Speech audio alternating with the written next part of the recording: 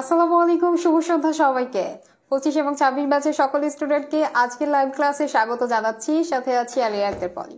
কি অবস্থা সবার, কেমন আছো, কে কোথা থেকে যুক্ত হচ্ছে আপুকে কমেন্ট করে জানিয়ে দাও। পাশাপাশি লাইভে তোমার ফ্রেন্ডদেরকে মেনশন করে দাও এবং যার যতটুকু সুযোগ আছে সে অনুযায়ী লাইভ ক্লাসটি অনেক বেশি শেয়ার করে দাও। আচ্ছা, অলরেডি আমাদের সাথে যারা যুক্ত হয়ে গেছে তাদের সাথে একটু কথা বলে নিই, অর্থাৎ তারা কি কমেন্টস করেছে সেগুলো একটু চেক করে নেব। যারা যুক্ত আছো তারা লাইভটা অতি দ্রুত শেয়ার করে দাও।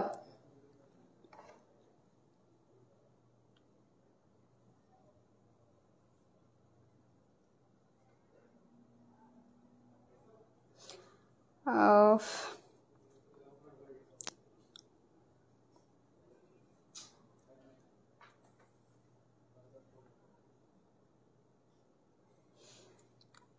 ওয়ালাইকুম আসসালাম। যারা সালাম জানিয়েছে সবার সালামের উত্তর একসঙ্গে নিয়ে নিচ্ছি। ওয়ালাইকুম আসসালাম, আলহামদুলিল্লাহ ভালো আছি। তোমাদের পড়াশোনা কেমন চলছে আপুকে একটু কমেন্ট করে জানিয়ে দাও। খুব এক্সামের খুব কাছাকাছি তোমরা আছো, অর্থাৎ তোমাদের দরজায় কড়া নাড়ছে এক্সাম। তো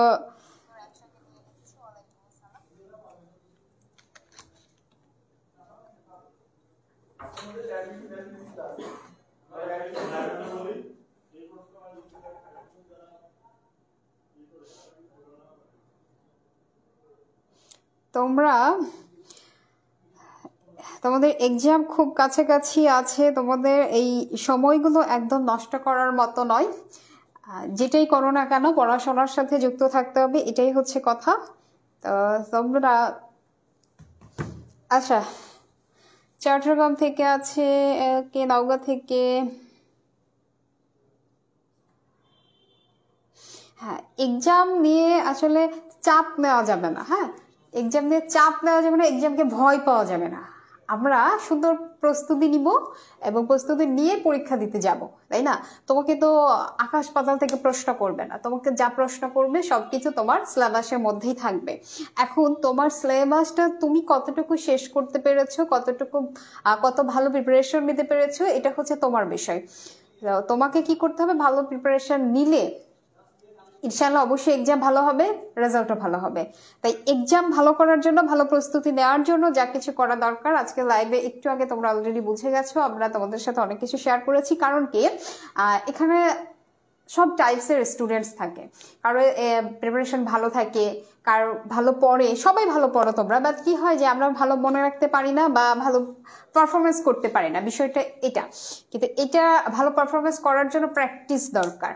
হ্যাঁ, আর শেষ সময় দেখা যায় যে আমি এটা পারি ওইটা পারি হ্যান ত্যান এমনে তেমনে সময় নষ্ট করি বসে থেকে, দিয়ে হচ্ছে যে রিভিশন করি না, আমি যা কিছু পড়ছি আরো ভুলে যাই। এটা খুব স্বাভাবিক, এক্সামে গিয়ে আমরা নার্ভাস হয়ে যাই। তাই তোমাদের প্রস্তুতিটা যেন রানিং থাকে, এই কারণেই এই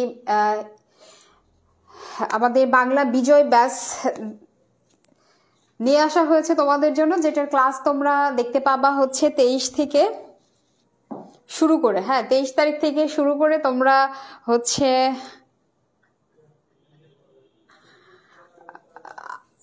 বাংলা ফার্স্ট পেপারের এক্সাম 26 তারিখের আগে পর্যন্ত, অর্থাৎ 25 তারিখ পর্যন্ত পাবা।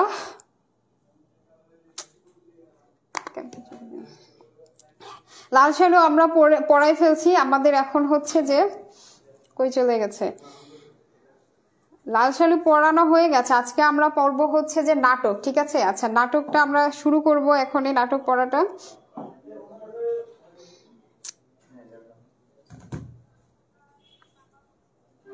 ব্যাকে গেলে ওই যে একটু পাচ্ছে না কেন?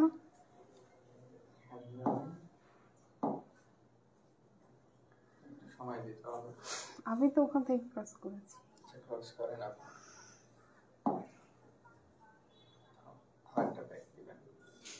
ও, দুইটা ব্যাগ নাকি? বিজয় বাংলাতে যাবে আসলাম। আচ্ছা, এটা এখন যাচ্ছি না।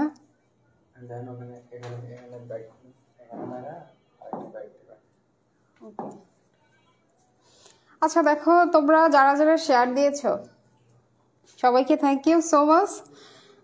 যারা এখনো দাওনি নতুন ভাবে যুক্ত হচ্ছে তারা একটু চেষ্টা করো লাইভ ক্লাসটা শেয়ার করে দেওয়ার জন্য। কি আমরা দেখো পড়া স্টার্ট করছি। আজকে আমরা সিরাজদৌল্লা পড়বো এবং সিরাজদৌল্লা নাটক খুবই গুরুত্বপূর্ণ, এই কারণে বলছি যে এখান থেকে তুমি 10 মার্কস পাবাই, মানে সিকিউ থেকে 10 মার্কস তোমার আসবেই।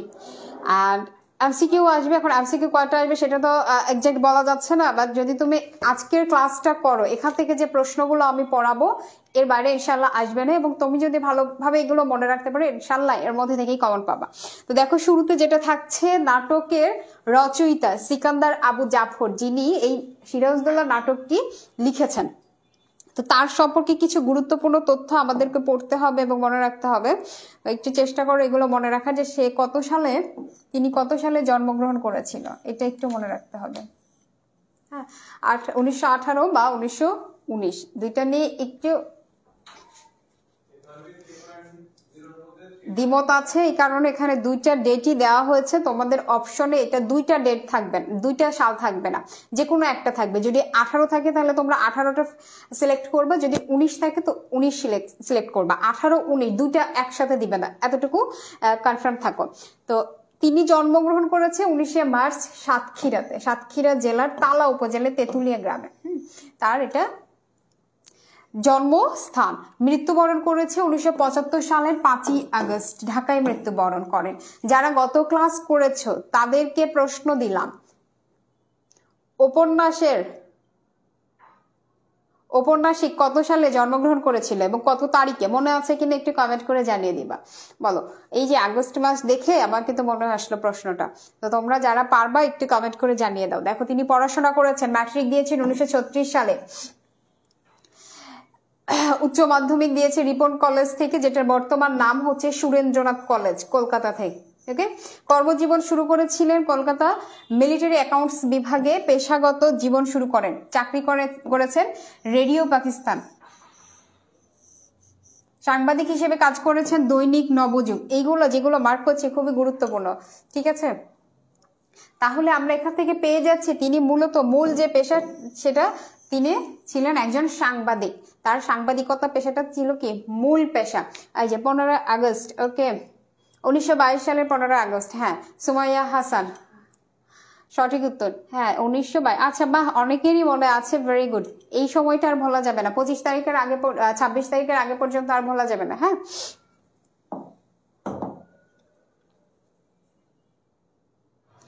এরপরে দেখো যে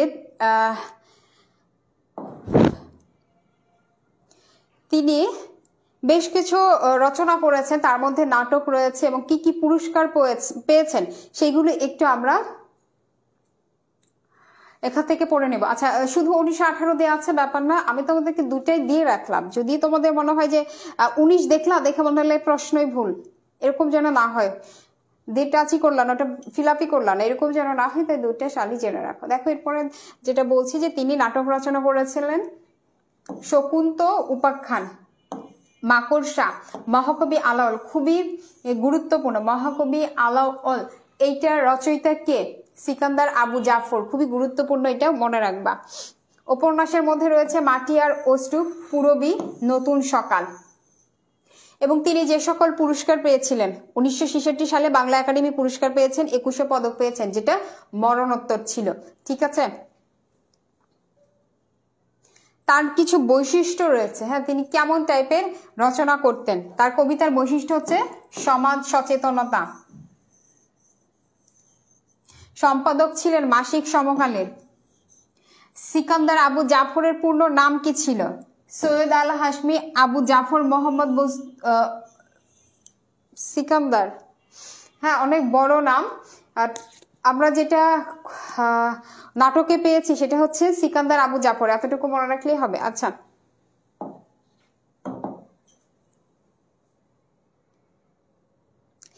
এরপরে দেখো আমরা নাটকে চলে আসছি। নাটকের এখানে যেটা চার্ট করে দেওয়া হয়েছে, কারণ কি এই জায়গা থেকে তোমাদের এমসিকিউ আসে, এবং এমসিকিউ এর পাশাপাশি সাধারণ জ্ঞান যে প্রশ্নটা কোথায়, সিকিউতে, এইটাতেই এই টাইপের প্রশ্নগুলো এসে থাকে। তাই তোমরা একটু ভালোভাবে চার্ট আকারে যদি চার্ট আকারে মনে রাখতে যেন পারো, এই কারণে এটা দেওয়া হয়েছে। সেটা হলো যে নাটকে কয়টা অঙ্ক ছিল, কয়টা দৃশ্য ছিল এবং কোন অঙ্ক কোন স্থানে, অর্থাৎ প্লেস অ্যাড করে দেওয়া হয়েছে এবং কত সালে সেটা এখানে অ্যাড করে দেওয়া হয়েছে। একটু দেখো, তোমরা এটা খুব সুন্দর করে মনে রাখবা। নাটকের প্রথম অঙ্ক, প্রথম দৃশ্য কোথায় সংগঠিত হয়েছিল, স্থান দেখো ফোর্ট উইলিয়াম দুর্গ। এটা খুবই গুরুত্বপূর্ণ, প্রিভিয়াসে আসছে, তো তোমাদের এটা মনে রাখতে হবে। এটা তারিখ কত ছিল, 1756 সালের 19শে জুন। ওকে, 1756 সালের 19শে জুন, এইটা হচ্ছে প্রথম অঙ্ক, প্রথম দৃশ্য। খুব ভালোভাবে মনে রাখো। তারপরে দেখো তৃতীয় অঙ্ক, প্রথম দৃশ্য। তৃতীয় অঙ্ক, প্রথম দৃশ্য কোথায় হয়েছে, সেটা হয়েছে লুৎফুন্নেছার কক্ষে। সালটা কত ছিল, 1757 সাল 10ই জুন থেকে 21শে জুন, মানে এটা বেশ কয়েকদিন ধরে চলেছে। এটা ওই একই জায়গাতে কয়েকদিনের ঘটনা ঘটেছে এটা। তারপরে চলে যাচ্ছে, দেখো প্রথম অঙ্ক, দ্বিতীয় দৃশ্য কোথায় হয়েছে, সেটা হচ্ছে 1756 সালের 3 জুলাই কলকাতার ভাগীরথী নদীতে ফোর্ট উইলিয়াম জাহাজে। এইটা হচ্ছে জাহাজে হয়েছে, ফোর্ট উইলিয়াম জাহাজে প্রথম অঙ্ক, দ্বিতীয় দৃশ্য। বাট প্রথম অঙ্ক, প্রথম দৃশ্য সংগঠিত হয়েছে ফোর্ট উইলিয়াম দুর্গে। সো দুর্গ, জাহাজ, এই দুইটা পুরোটা দেখবা, অপশনে পুরোটা চেক করবা যে দুর্গ আছে নাকি জাহাজ আছে। চেক করে যেটা সঠিক আনসার প্রশ্ন অনুযায়ী সেটা সিলেক্ট করবা। তারপরে দেখো প্রথম অঙ্ক, তৃতীয় দৃশ্য 1756 সাল 10 অক্টোবর ঘসিটি বেগমের বাড়িতে এটা সংগঠিত হয়েছে। পরেরটা চলে যাচ্ছে দ্বিতীয় অঙ্ক, প্রথম দৃশ্য 1757 সালের 10 মার্চ নবাবের দরবারে। দ্বিতীয় অঙ্ক, দ্বিতীয় দৃশ্য সংগঠিত হয়েছে মির্জাফরের আবাস, অর্থাৎ মির্জাফর যেখানে ছিল সেখানে 1757 সালের 19শে মে। এটা চার্ট আকারে দেওয়া হয়েছে, এটা সুন্দর করে মনে রাখবা। দ্বিতীয় অঙ্ক, তৃতীয় দৃশ্য 1757 সালের 9 জুন মিরনের আবাস। হ্যাঁ, তোমাদের কিন্তু এখন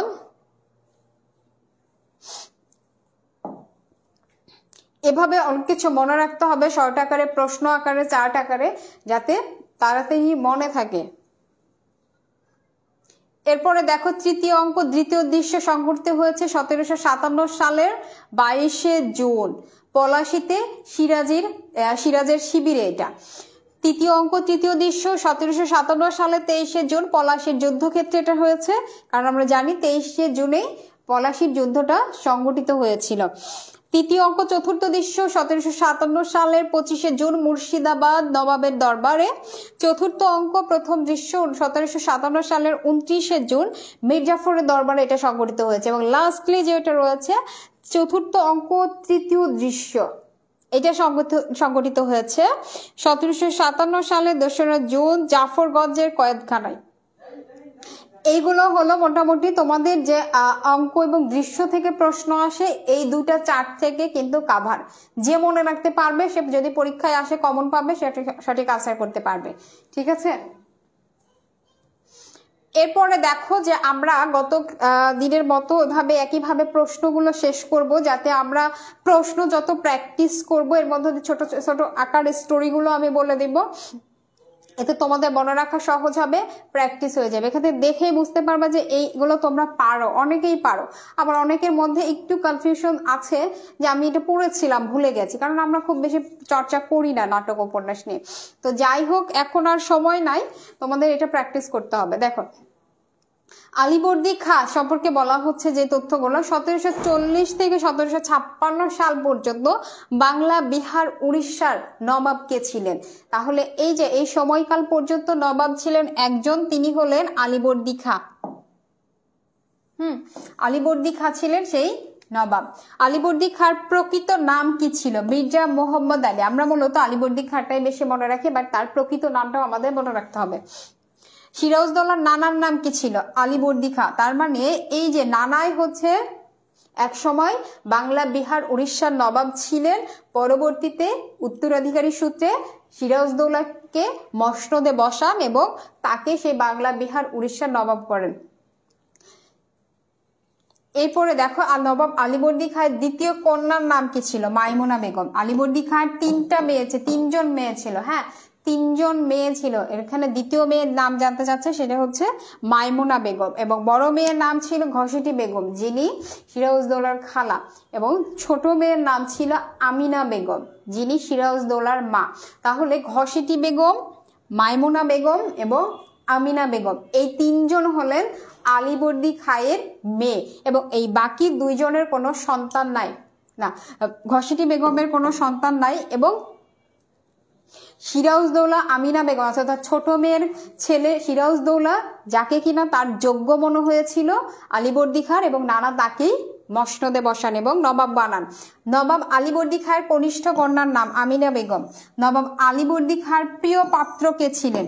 সিরাজউদ্দৌলা। তিনি তাকে পছন্দ করতেন, তার গুণে মুগ্ধ ছিলেন বলেই তাকে নবাব বানিয়েছিলেন।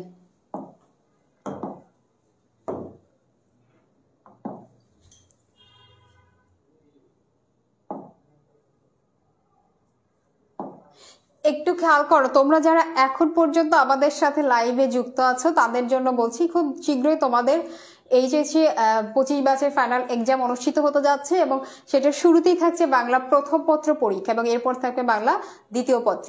তো বাংলা প্রথম পত্র পরীক্ষা নিয়ে তোমরা যারা চিন্তিত আছো, বা যদি মনে হচ্ছে যে আমি ভালোভাবে এখনো গুছিয়ে উঠতে পারি নাই, তাদের জন্য খুব কম সময়ের জন্য এবং খুব দ্রুত খুব ভালোভাবে শেষ করার মতো একটা ব্যাচ আমরা এখানে ক্রিয়েট করেছি, সেটার নাম হচ্ছে বাংলা বিজয় ব্যাচ।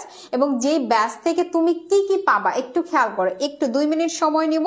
দেখো যে তোমাদের আগে রুটিনটা দেখাই দিই, যেহেতু তোমাদের খেয়াল করো এক্সাম হচ্ছে 26 তারিখে, এবং তোমরা এক্সাম 26 তারিখে বসার আগে তোমরা যেগুলো পাবা 23, 24, 25 এই 3টা দিন তোমরা বাংলা ফার্স্ট পেপার ক্লাস পাবা। এই বাংলা ফার্স্ট পেপারের 3টা পার্ট আমরা ভাগ করেছি, 3 দিনে তোমাদের শেষ করাই দিব। গদ্য, পদ্য এবং নাটক উপন্যাস অর্থাৎ সহপাঠ শেষ করাবো এই মাত্র 3টা ক্লাসে। এবং এই 3টা ক্লাস যারা করতে পারবে তারা 26 তারিখে এক্সামে গিয়ে কতটা কি বলবো, কতটা হ্যাপি থাকবে এটা তাদের পরবর্তীতে আমরা জানতে পারবো, কারণ আমাদের এরকম আসলে এক্সপিরিয়েন্স আছে। তাই তোমাদের সেই ভরসা থেকে বলছি, যারা ভালো প্রস্তুতি নিয়ে এক্সামে বসতে চাও তারা আমাদের সাথে এই ব্যাচটাতে এনরোল করতে পারো। এই ব্যাচে এনরোল করার জন্য তোমরা ক্যাপশনে দেখো লিঙ্ক পাবা, যেখান থেকে তোমরা গুগল ফর্ম ফিল আপ করে আমাদের প্রি বুকিং করে ফেলতে পারবে, এবং কাল থেকে আগামীকাল থেকে ভর্তি হয়ে যেতে পারবে। এবং ভর্তির ফলে তোমরা কি পাবা দেখো, এখানে শুধুমাত্র বাংলা ফার্স্ট পেপার না, বাংলা সেকেন্ড পেপারে এক্সামের আগে, এক্সাম ডেটের আগে শেষ করার সুযোগ থাকছে। এখানে 2টা তারিখ দেখতে পাচ্ছ, 27 এবং 28, এই 2টা তারিখের মধ্যে তোমাদের বাংলা সেকেন্ড পেপারও কভার হবে।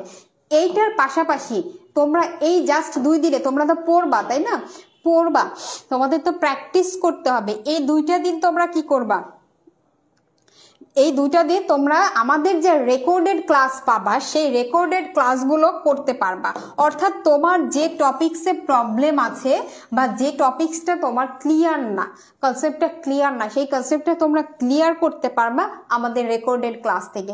সো যে যত ফার্স্ট আমাদের সাথে এনরোল করবা, অর্থাৎ আজকে প্রি বুকিং করে কালকে ভর্তি শুরু হওয়া মাত্রই যারা ভর্তি হয়ে যেতে পারবা, তারা খুব দ্রুত এই রেকর্ডেড ক্লাসগুলো করতে পারবা। যেহেতু সময় কম, সো তোমাকে কোনো বিষয়ে জাজমেন্টাল হওয়া যাবে না। এখন টাকা নিচ্ছে, কোর্স লঞ্চ করছে, এইটা করছে সেইটা করছে, এত টাকার কোর্স এখন এতটা কম টাকায় দিয়ে দিচ্ছে, এইসব জাজমেন্টাল করে টাইম ওয়েস্টেড তোমার কাছে আপাতত সময় নাই। কারণ কি, তোমার এক্সামটা ভালো দিতে হবে, পরীক্ষার রেজাল্ট তোমাকে জিজ্ঞেস করবে, তোমার বান্ধবীকে না। সো তুমি তোমার বান্ধবীর সাথে গসিপ করে জাজমেন্ট করে যে সময়টা নষ্ট করবো, তার থেকে ভালো হবে নিজের জন্য একটা সঠিক সিদ্ধান্ত নিয়ে ভালো প্রস্তুতি নাও। এই 300 টাকা যাবে আসবে, অ্যামাউন্টটা অ্যাকচুয়ালি বলে দিলাম, বাট এখান থেকে যদি তুমি কিছু একটা করে যাইতে পারো, এটা তোমার জন্য মানে এত কম পরিশ্রম, এত কম টাকায় আমি ভালো কিছু পেয়েছি, এটা সুফলটা তুমি ভোগ করবা। সো সিদ্ধান্ত তোমাকে নিতে হবে। দেখো যে তুমি এই যে রেকর্ডেড ক্লাস করার পাশাপাশি নিজেকে একটু যাচাই করার সুযোগ পাবা, যে আমি একটু এক্সাম দিয়ে দেখি, মেইন এক্সামে বসার আগে আমি একটু কিছু টেস্ট দিয়ে দেখি আমার অবস্থাটা কি, সেই টেস্টটা তুমি এখান থেকে কাভার করতে পারবা। এক্সাম দিয়ে নিজের অবস্থাটা বুঝে তোমার ল্যাকিংস অনুযায়ী আবার প্রিপারেশন নেওয়ার সুযোগ থাকছে রেকর্ডেড ক্লাস। অ্যান্ড শেষ পর্যন্ত কি থাকছে, এক্সামের আগে এই যে আমরা 23, 24, 25 এই 3টা দিন লাইভ ক্লাস নিব। এখান থেকে তুমি এই যে আমার কথা আবার শুনবা, পড়বা, এর মধ্য দিয়ে কি হবে, আরো ভালো প্র্যাকটিস হয়ে যাবে। যাই হোক, এখন একটা কথা বলতে চাই যে হয়তো আমাদেরকে অনেক বেশি দোয়া করছো, তাহলে শেষ পর্যন্ত 25 ব্যাচ আমার সাথে একদম ফাইনাল এক্সামে বসলা, খুবই অপ্রত্যাশিত ছিল। তো ভালো লাগবে, তোমাদের সাথে আবার দেখা হবে 23, 24, 25 এই 3 দিন আমি ক্লাস শেষ করব, এবং আমার যারা আগের স্টুডেন্ট ছিল তারা লাস্টলি আমার সাথে ক্লাস শেষ করে এক্সামে বসতে পারছে। খুবই খুশি, তাদের মধ্য থেকে পেয়েছে সেই খুশির খবরটা, তাদের সেই উচ্ছ্বাসটা আমি দেখেছি। তো এই হলো কথা যে তোমরা শেষ পর্যন্ত পাচ্ছ, এভাবে অনেক কিছু পাচ্ছ শুধুমাত্র এই কোর্সে লঞ্চ করার, এই ব্যাচটাতে এনরোল করার মাধ্যমে। তাই চেষ্টা করো যে সময় নষ্ট না করে একটু আমাদের সাথে যুক্ত হয়ে গিয়ে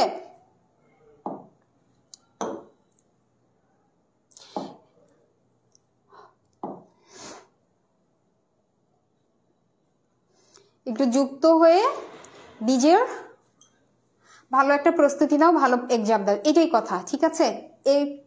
এটার বাইরে কিছু বলতেছি না আর।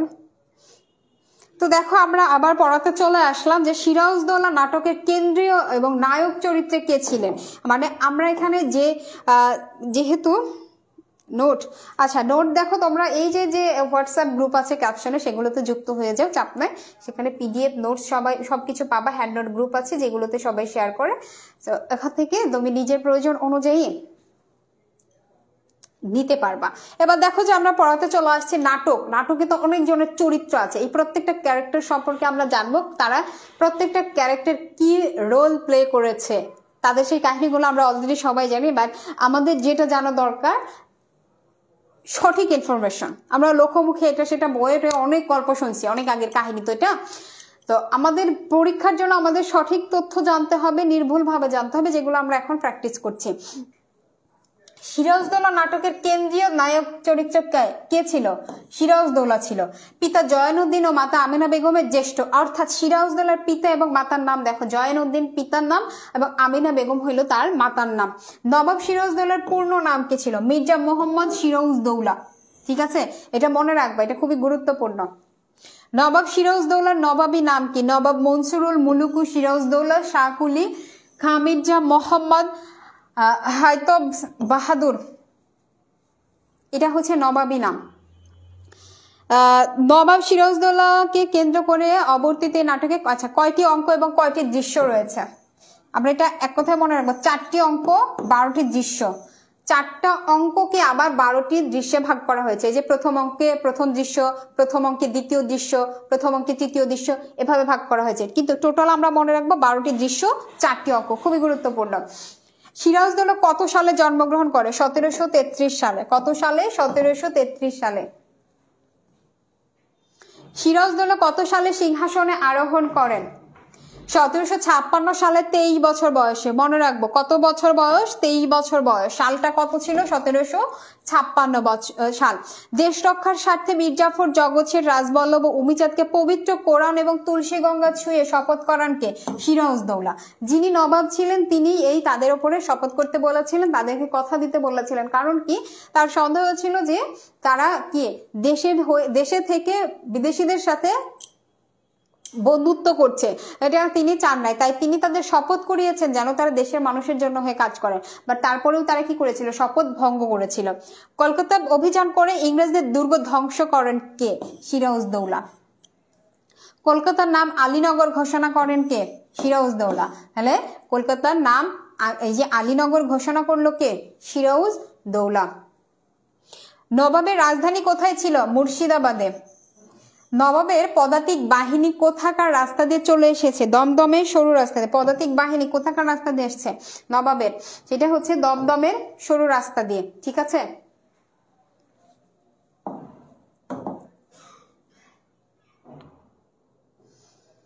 দেখো, ফরাসিরা ডাকাত আর ইংরেজরা অতিশয় সজ্জন ব্যক্তি। কেমন? হলওয়েলের উদ্দেশ্যে এই সংলাপটি করেন কে? করেছিল? সিরাজউদ্দৌলা। তিনি বলছে যে ফরাসিরা ডাকাত, ঠিক আছে, আর ইংরেজরা কি আমাদের জন্য কি অতি সজ্জন ব্যক্তি, আমাদের কাছে আমাদের স্বজন, তোমার তাই মনে হয়? এটা এইভাবে হলওয়েলকে ঝাড়ি দিয়ে প্রশ্ন করছে কে? এটা সিরাজউদ্দৌলা। কারণ কি, হলওয়েল হচ্ছে ফরাসি ইংরেজদের সুনাম গাচ্ছিল, ইংরেজদের নিয়ে কথা বলছে। তো আমাদের জন্য, বাংলার জন্য এই ইংরেজ ফরাসি কেই সুখকর ছিল না, কেই সজ্জন ব্যক্তি ছিল না, সবাই যে যার মতো লুটে নিয়েছে, ঠিক আছে। তো দেখো যে এরপরে বলছে সিরাজউদ্দৌলার প্রধান প্রতিবন্ধকতা কি ছিল? প্রাসাদ ষড়যন্ত্র, খুবই গুরুত্বপূর্ণ। আমরা অনেক সময় এটা ভুল করি যে বুঝতে পারি না যে কি হবে। হ্যাঁ, তো দেখো এখানে বলছে যে প্রাসাদ ষড়যন্ত্র, অর্থাৎ প্রাসাদে যারা ছিল, তার নিজের মানুষ যারা ছিল, তিনি যাদের নিয়ে বাস করতেন মূলত তারাই তার সাথে সব থেকে বেশি ষড়যন্ত্র করেছে। এই কারণে কিন্তু তিনি কি হয়েছিলেন? পরাজিত হয়েছিলেন। নবাবের নিষেধ অগ্রাহ্য করে হলওয়েল কাকে আশ্রয় দেয়? কৃষ্ণবল্লভকে। দেখো এটা মনে রাখবা, আমার এতদিনের ভুল সংশোধন করার এই শেষ সুযোগ আমাকে নিতে হবে। সিরাজ কোন প্রসঙ্গে কথা বলেছিলেন? যুদ্ধক্ষেত্রে সরাসরি গমন প্রসঙ্গে। সিরাজউদ্দৌলার তারা খেয়ে ইংরেজরা আস্তানা গেড়েছে কোথায়? ভাগীরথী নদীতে ফোর্ট উইলিয়াম জাহাজে। এই যে ভাগীরথী নদীতে ফোর্ট উইলিয়াম জাহাজে কারা আস্তানা গেড়েছে? ইংরেজরা আস্তানা গেড়েছে। কার ভয়ে বা কার তারা খেয়ে? সিরাজউদ্দৌলা, তিনি তাদের এখান থেকে বের করে দিয়েছেন, উচ্ছেদ করে দিয়েছেন। কোথায় ফিরে নবাব ইংরেজদের মুক্তি দেন? মুর্শিদাবাদ।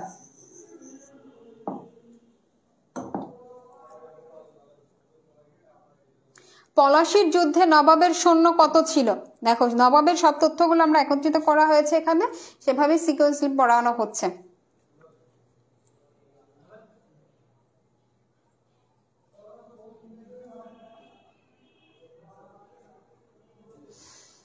পঞ্চাশ হাজারের বেশি সৈন্য ছিল। সিরাজউদ্দৌলার পতনের মূল কারণ কি ছিল? অপরিণামদর্শিতা। এটা এমসিকিউতেও আসে। পলাতক নবাব সিরাজ মীর কাসেমের সৈন্যদের হাতে বন্দী হন কোথায়? ভগবান গোলায়। নবাবকে কোথায় ধরে ফেলে, কোথায় বন্দী হয়? ভগবান গোলায়। নবাবের মুখের শেষ বাক্যটি কি ছিল? লা ইলাহা ইল্লাল্লাহ, এটা বলেছিলেন। সিরাজ কাকে শ্রেষ্ঠ বাঙালি বীর বলে অভিহিত করেন? মীর মর্দানকে। সিরাজ কাকে শ্রেষ্ঠ বাঙালি বলেন? মীর মর্দানকে। পলাশী যুদ্ধের পূর্বে রাতে সলা পরামর্শের জন্য সিরাজের শিবিরে কে কে উপস্থিত ছিলেন? মোহনলাল এবং মীর মর্দান। যুদ্ধের আগে তার কাছের দুজন মানুষ যারা সিরাজের পক্ষে ছিল, আর বাকিরা সবাইকে বিপক্ষে বেশি ছিল। তো তার পক্ষের সেই দুইজন সৈন্য কে কে? মোহনলাল এবং মীর মর্দান। এবং তিনি মীর মর্দানকে শ্রেষ্ঠ বাঙালি বীর বলে অভিহিত করেন। নবাব সিরাজউদ্দৌলা কাকে আলীগড়ের দেওয়ান নিযুক্ত করেন? মানিক চাঁদকে। আলীগড়ের দেওয়ান তাহলে কে হইল? মানিক চাঁদ। ইতিহাসের একজন সামন্ত নবাব হয়েও সিরাজউদ্দৌলা নাটকে সিরাজ চরিত্রটি হয়ে উঠেছে কি? দেশপ্রেমিক নেতা। পরোক্ষে তার নাম দেশ শাসন করবেন রাজবল্লভ। সিরাজকে হটানোর চক্রান্ত সমূহের সঙ্গে মিল রয়েছে কোন বাগধারার? কালনেমের লঙ্কা ভাগ। অর্থাৎ যারা এই যে সিরাজের বিপক্ষে গিয়ে, তোমরা অলরেডি জানো যে যারা সিরাজের বিপক্ষে গিয়ে ইংরেজদের সহায়তা করছে, কিন্তু পরবর্তীতে মূল শাসন ইংরেজরাই করবে, বাট এরা তারা বুঝতে না পেরে এটা করেছিল। সিকান্দার আবু জাফরের সিরাজউদ্দৌলা নাটকে সিরাজউদ্দৌলার প্রধান গুপ্তচরের নাম কি? খুবই গুরুত্বপূর্ণ, নারায়ণ সিং। সিরাজউদ্দৌলার প্রধান গুপ্তচর হলো নারায়ণ সিং। আজ আমার ভরসা আমার সেনাবাহিনীর শক্তি নয়। সিরাজউদ্দৌলা তাহলে পলাশীতে কিসের ওপর ভরসা করতে চেয়েছিলেন বলো? মীর জাফর এবং রায়দুল্লাহের দেশপ্রেমের ওপর। কারণ তিনি তাদের দিয়ে কথা শপথ করিয়েছিলেন দেশের মানুষের হয়ে কাজ করার জন্য, সিরাজের পক্ষে থাকার কারণে। এই কারণে বলছিল যে মীর জাফর যেহেতু সৈন্যদের প্রধান, সৈন্যরা কিন্তু এই প্রধানের কথা শুনে মাঠে যুদ্ধক্ষেত্রে যুদ্ধ করে। তো মীর জাফর যে নির্দেশনা দিবে সেই অনুযায়ী কিন্তু সৈন্যরা কাজ করবে। এই কারণে তিনি বলেছিলেন যে আজকে আমার ভরসা মীর জাফর এবং রায়দুল্লাহের স্বদেশ প্রেমের ওপর।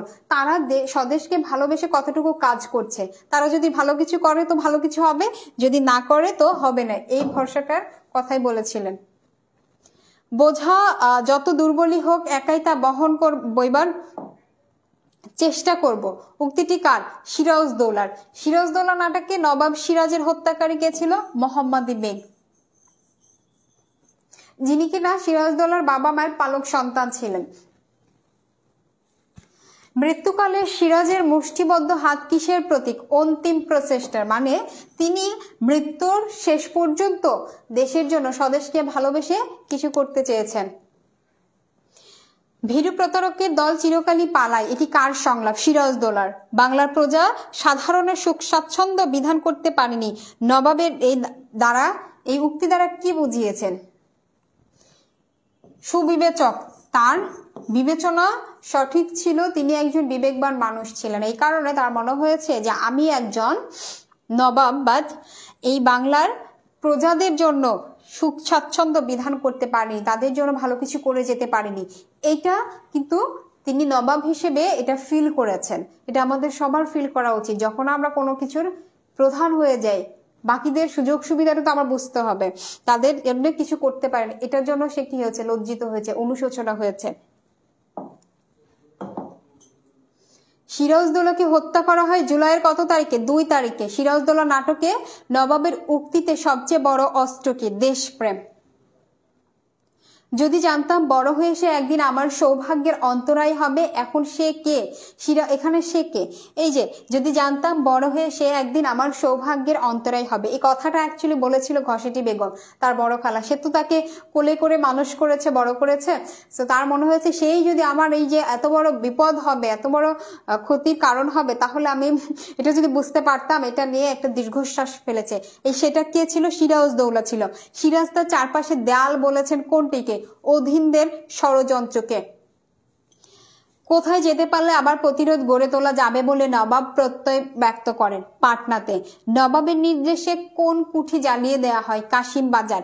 মনে রাখবা, নবাবের নির্দেশে কোন কুঠি জ্বালিয়ে দেওয়া হয়? কাশিম বাজার। সিরাজদৌলা নাটকের কোন অঙ্কের কোন দৃশ্যে সিরাজকে একজন হৃদয়বান মানবিক গুণসম্পন্ন মানুষ হিসেবে দেখানো হয়েছে? 2য় অঙ্কের প্রথম দৃশ্যে। নবাবের গোলন্দাজ বাহিনী কোন খাল পেরিয়ে ইংরেজ দুর্গের দিকে এগিয়ে আসে? শিলাইদহের মারাঠা খাল।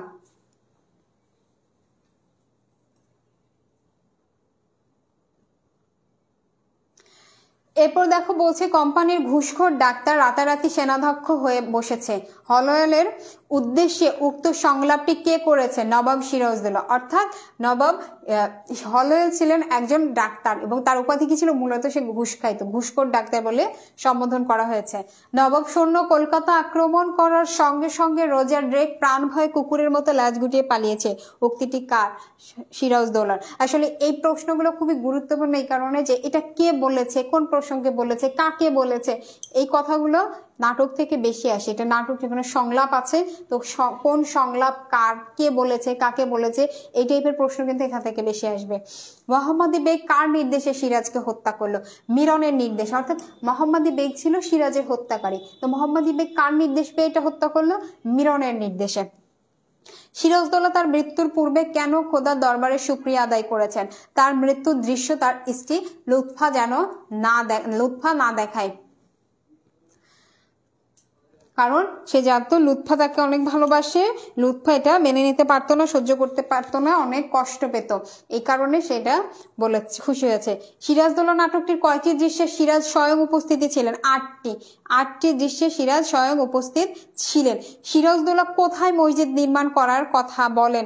ফোর্ট উইলিয়াম দুর্গে মসজিদ নির্মাণ করার কথা বলেন।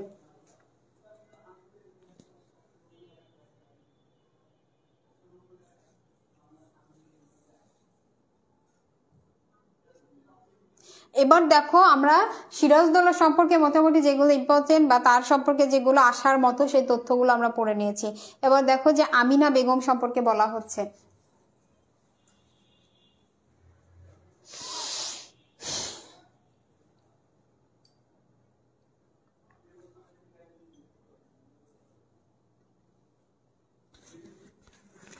নবাব আলীবর্দী খাঁর কনিষ্ঠ কন্যার নাম কি? আমিনা বেগম। নবাব আলীবর্দী খাঁর কনিষ্ঠ কন্যার নাম হচ্ছে আমিনা বেগম। সিরাজদৌলার মাতার নাম কি? আমিনা বেগম। সিরাজ মির্জা মাহাদির মাতার নাম কি? আমিনা বেগম। মির্জা মাহাদি তার ভাই। ওই তুমি কম সাপিনি নাও, ঘসিটি বেগমের এই সংলাপ কাকে উদ্দেশ্য করে? আমিনা বেগম। আমিনা বেগম তার ছোট বোন। তারপরে সে যখন সিরাজের উপর বিরক্ত হয়েছে, রেগে আছে, তখন সে তার বোন অর্থাৎ সিরাজের মাকেও ছেড়ে কথা বলে নাই, তাকে এভাবে কথা বলেছে। আমিনা বেগম এর কনিষ্ঠ পুত্রের নাম কি ছিল? মির্জা মাহাদি। সিরাজউদ্দৌলা নাটকে আমিনার স্বামীর নাম কি ছিল? জয়নুদ্দিন। আমিনার স্বামীর নাম হলো জয়নুদ্দিন। আবার যদি বলা হয় যে সিরাজউদ্দৌলার বাবার নাম কি? জয়নুদ্দিন। ঘসিটি বেগম সম্পর্কে দেখো, বলছে যে নবাব আলীবর্দী খাঁর প্রথম কন্যার নাম কি? ঘসিটি বেগম। ঘসিটি বেগমের অপর নাম কি? মেহেরুন্নেছা। ঠিক আছে, এটা ঘসিটি বেগমের আরো একটি নাম হচ্ছে মেহেরুন্নেছা। সিরাজউদ্দৌলার খালা এবং শওকত জঙ্গের পালক মাতার নাম কি? ঘসিটি বেগম। অর্থাৎ তিনি কার পালক? ঘসিটি বেগমের পালিত সন্তান কে ছিল? খেয়াল করো, শওকত জঙ্গ। এবং ঘসিটি বেগম চাইতো যে এই পালিত সন্তানই বাংলার নবাব হোক। এই কারণে মূলত কি সিরাজকে সে পছন্দ করতো না। এটা হচ্ছে মূল কারণ। এই কারণ কি করেছে? সে বিভিন্নভাবে ষড়যন্ত্র করে গেছে। সিরাজকে ক্ষমতা থেকে উৎখাত করতে অগ্রণী ভূমিকা পালন করেন। তবে সিরাজের নজরবন্দি ছিল কে? ঘসিটি বেগম। যেহেতু তারা একই প্রাসাদে থাকতো, সে বুঝতো এবং নিজের মানুষ যে এরকম ষড়যন্ত্র করছে এটা বুঝতেও পারতো, তাই সে কি হতো, তার নজরেই থাকতো। আমির অমাত্য সেনাপতিদের সমর্থন আদায়ের টাকা খরচ করেন এবং রাজা রাজবল্লভের সহায়তা নেন কে? দেখো, তিনি অন্যদের সমর্থন করেন কে? ঘসিটি বেগম। এবং রাজা রাজবল্লভের কাছ থেকে সহায়তা নেয়, বিভিন্নভাবে আলোচনা করে, ষড়যন্ত্র করে সবার সঙ্গে মিলে যে কিভাবে সিরাজকে মসনদ থেকে নামানো যায়। তিনি ছিলেন উদ্ধত ঈর্ষাপরায়ণ চক্রান্তকারী। এখানে তিনি বলতে কাকে বোঝানো হয়েছে? বোঝানো হয়েছে ঘসিটি বেগমকে। এই যে ঈর্ষা করতো, হ্যাঁ। শওকত জঙ্গ আপনাদেরই ছেলে, সে নবাবি পেলে প্রকারান্তরে আপনারাই তো দেশের মালিক হয়ে বসবেন। সংলাপটি কার? ঘসিটি বেগমে। দেখো, সে তার নিজের সন্তানের জন্য চাইতো, এই কারণে বলতো সে তো আপনাদেরই ছেলে, আপনাদেরই সবকিছু, তো আপনার এখন ওর নবাব হলে কি প্রবলেম, ওকেও একটু অ্যাকসেপ্ট করে নেন। ঘসিটি বেগমের পালক পুত্রের নাম কি ছিল? শওকত জঙ্গ। তুমি কম সাপিনী নাও। ঘসিটি বেগমের এই উক্তিতে কি প্রকাশ পেয়েছে? হিংসা। খুবই গুরুত্বপূর্ণ যে কোন কথা দিয়ে, কোন সংলাপের মধ্যে কি ভাবটা ফুটে উঠছে, কি বোঝাতে যাচ্ছে, কাকে উদ্দেশ্য করে বলছে, এগুলো মনে রাখতে হবে।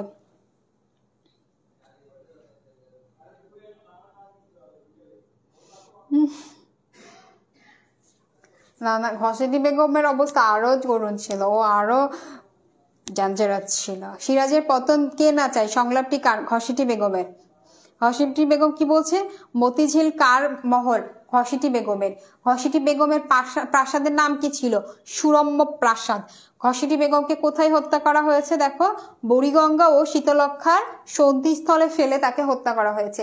আসলে এই যে আসলে হিংসা করে, ঈর্ষা করে, ষড়যন্ত্র করে সে অ্যাকচুয়ালি কি পেল? তার লাভ তো কিছু নাই, তাই না?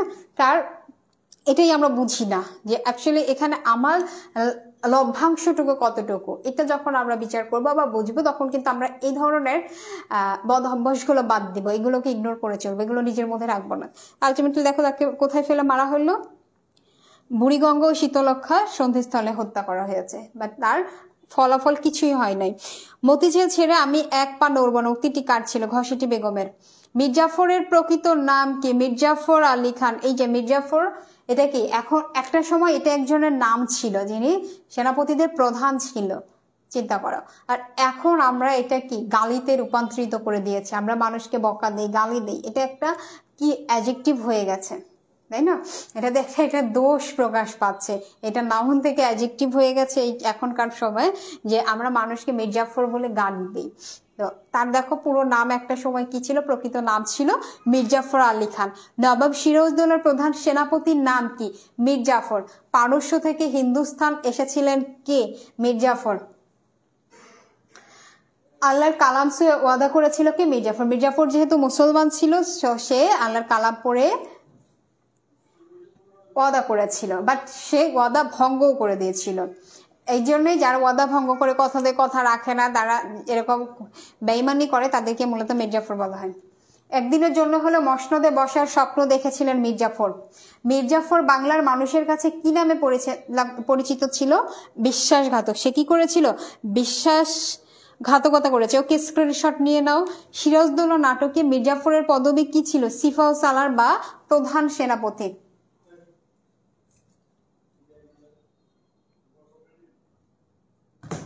ওকে, ডান, স্ক্রিনশট ডান। দেখো, আমাদের কারো অদৃষ্ট মেঘমুক্ত থাকবে না সে যে সংলাপটি কে করেছিলেন? মির্জাফর। আমরা সবাই সন্দেহের দুলায় দুলছি, কেউ কাউকে বিশ্বাস করতে পারছি না। সিরাজদৌল্লা নাটকের এই সংলাপটি কার ছিল? মির্জাফর। মানে একমাত্র তারাই জানে তাদের মনে কি চলতেছে। হ্যাঁ, তারা মুখে একটা কথা দিচ্ছে বাট ভেতরে অন্য কাজ করতেছে, বাইরে অন্য কাজ করতেছে। তো কেউ কাউকে বিশ্বাস করতে পারছে না। কথাটা বলেছিল মির্জাফর। মিরন হচ্ছে মির্জাফরের একমাত্র পুত্র। মির্জাফরের বিশ্বস্ত গুপ্তচর ওমর বেগ জমাদারকে খুন করা হয়েছিল কার হুকুমে? মোহনলালের। মির্জাফর কোন রোগে আক্রান্ত হয়ে মারা যায়? দেখো, কুষ্ঠ রোগে আক্রান্ত হয়ে মারা গিয়েছিল মির্জাফর। স্ক্রিনশট নিয়ে নাও। দলিলের সর্বশেষ স্বাক্ষর করেন কে? মির্জাফর। ওকে, ডান।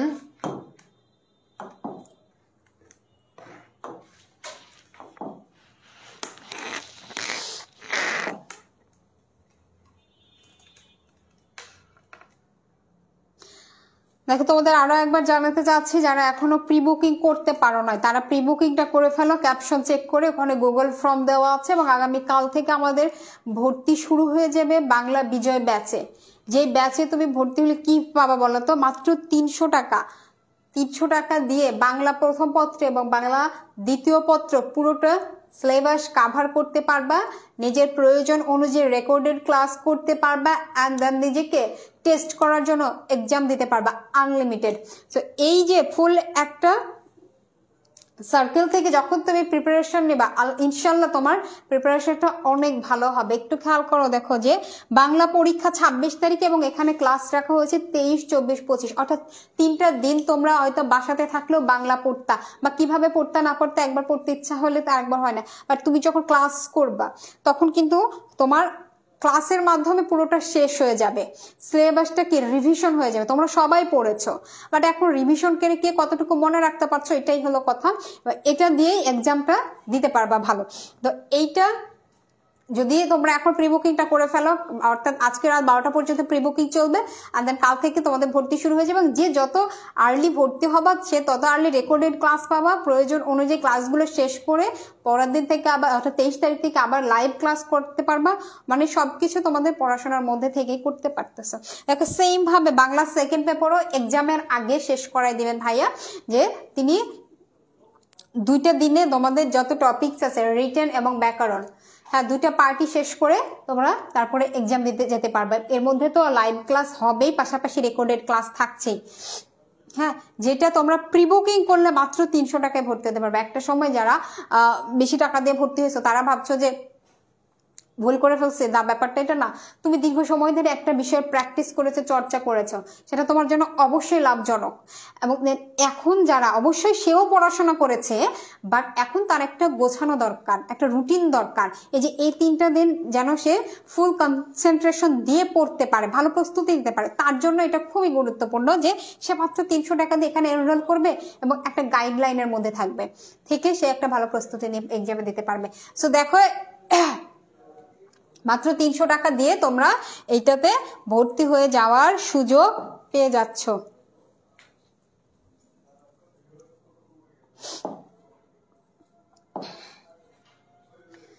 তো যারা প্রি বুকিং করেছো, না প্রি বুকিং না করলে বা ওই ভর্তি না হলে ওই লাইভ ক্লাসটা আসলে শুধুমাত্র পেইড ব্যাচদের জন্য নেওয়া হবে, যে তারা আমাদের উপর ভরসা করে ভর্তি হচ্ছে, যে তারা তাদের পুরো সিলেবাসটা আমরা একবার রিভিশন করাই দিব।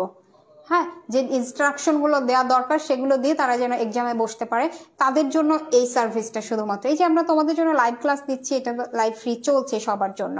ওকে,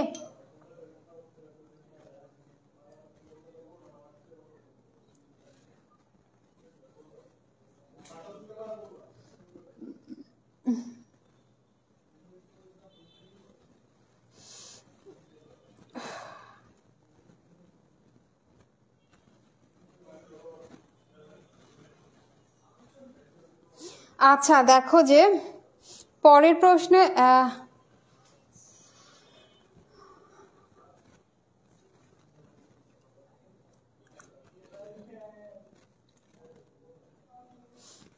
আমি কখন লেকচার দিব কখন পড়া স্টার্ট করবো এটা তোমার বলতে হবে না, ঠিক আছে?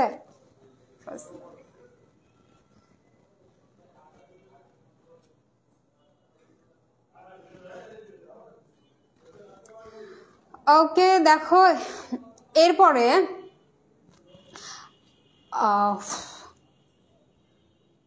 মির্জাফরের বিশ্বস্ত গুপ্তচর কে ছিল? ওমর বেগ জমাদার। মির্জাফরের বিশ্বস্ত গুপ্তচর ছিলেন ওমর বেগ জমাদার। কাদেরকে স্ট্যান্ডিং লাইক পিলার্স বলা হয়েছে? মির্জাফর, রাজবল্লভ এবং রায়দুল্লভ। যে একটা ওটা একটা নবাবের কি ছিল, প্রাচীরের মতো তারা কাজ করতো, পুরো প্রজাদের সাথে কানেকশন করা, প্রজাদের যে কোনো সুযোগ সুবিধা নিশ্চিত করা, এগুলো এক একজন এক একটা দায়িত্বে ছিল। মির্জাফর, রাজবল্লভ, রায়দুল্লভ, তাই এদেরকে কি বলা হচ্ছে? Standing like pillars. তো তাদের উপরে কিন্তু অনেক কিছু ডিপেন্ড করেছিল এবং তারা বিশ্বাসঘাতকতা করেছিল বলেই নবাব পরাজিত হয়েছিল ইংরেজদের কাছে। এটা তো বুঝে গেছো। মোহনলালের অনুচরদের কাছে ক্লাইভ কর্তৃক মির্জাফরকে লেখা কয়টি চিঠি ধরা পড়েছে? 3টি। মির্জাফরকে সহায়তায় ক্লাইভ পায় কত টাকা? বার্ষিক 4 লক্ষ টাকা। You can feel really safe now, Clive কাকে কথা বলেছিলেন? মির্জাফরকে বলেছিল এখন থেকে কারো শাস্তিতে আর কোনো রকম বিঘ্ন ঘটবে না। সিরাজউদ্দৌলা নাটকে কে আশাবাদ করেছে? মির্জাফর। এখন থেকে কারো শান্তিতে আর কোনো রকম বিঘ্ন ঘটবে না, এই আশাবাদ করেছে মির্জাফর। এখন ভাবছে সে সবাই শান্তিতে থাকবে।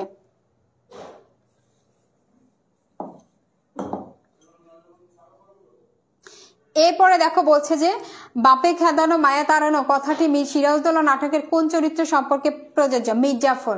চিঠিপত্র যত কম দেওয়া যায় ততই ভালো, কে জানে কোথায় সিরাজের গুপ্তচর ওত পেতে বসে আছে? মির্জাফর। মানে ওই সময় তো তোমার মতো এই যে মেসেঞ্জার, হোয়াটসঅ্যাপ এগুলো নাই, ওই সময় কি হতো? চিঠিতে আদান প্রদান হইতে। এই মির্জাফর এখানকার খবরগুলো চিঠি লিখে লিখে ইংরেজদের বলে দিত, তারা কোন পজিশনে আছে, কি করছে না করছে, কি ধরনের প্রিপারেশন নিচ্ছে সে যুদ্ধের জন্য, এগুলো তাদের কাছে বলে দিত। তো প্রশ্ন ফাঁস হলে যা হয় তেমনই হয়েছিল। সবাই মিলে সত্যি আমরা বাংলাকে বিক্রি করে দিচ্ছি না তো? উক্তিটি কার? মির্জাফর। দেখো যে মানুষ ভুল কাজ করতে থাকলেও একটা সময় গিয়ে কিন্তু তার একটু ধাক্কা লাগে যে আমি কি এটা ঠিক করছি বা এটা ভুল করছি কিনা। তেমনই হয়েছিল। আমরা আসলে সবসময় এই ভুলটা বুঝেও ভুলটা করে ফেলি, এটা থেকে নিজেকে সেভ করতে পারি না। চুক্তি অনুযায়ী মির্জাফর মসনদে বসলেও রাজ্য চালাবে কে? কোম্পানি। ঠিক আছে, দেখো অর্থাৎ ইংরেজ কোম্পানি কিন্তু রাজ্য চালাবে। এই যে বাংলার মানুষগুলো, এই যে মির্জাফররা বুঝলো না যে আমরা এখানে কি গোলাম হয়ে গেলাম ইংরেজদের, আমরা নামমাত্র পুতুলের মতো, শফিচের মতো জাস্ট বসে থাকবো, সবকিছু দেখভাল কারা করবে? ইংরেজরা করবে, আমরা এখানে গোলাম হয়ে গেলাম। বাট আমি যদি আমার দেশের মানুষকে অর্থাৎ নবাবকে রেখে দিতাম, তাহলে কি আমি দেশের মানুষের পাশাপাশি কাজ করছি, সেখানে আমার একটা ভালো পদ ছিল। এইটা তারা না বুঝে লোভ করে হিংসা করে কি করলো, সিরাজউদ্দৌলার সাথে বিশ্বাসঘাতকতা করলো। বাংলার মসনদের জন্য মির্জাফর কার কাছে ঋণী ছিল? লর্ড ক্লাইভের কাছে। এবার দেখো মির্জাফরের ছেলে মিরনকে নিয়ে বলা হচ্ছে। মিরনের পিতার নাম কি ছিল? মির্জাফর। কার আদেশে সিরাজউদ্দৌলা এবং তার ভাই মির্জা মাহাদিকে হত্যা করা হয়?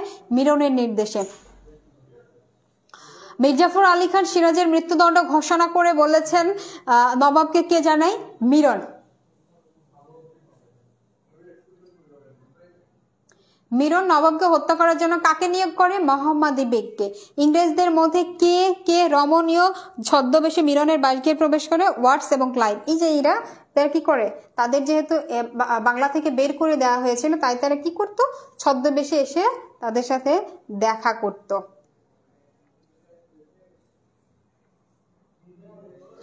এরপরে দেখা বলছে চারদিকে শুধু অবিশ্বাস আর ষড়যন্ত্র। উক্তিটি রায়দুল্লভ কাকে উদ্দেশ্য করে বলেন? মিরনকে।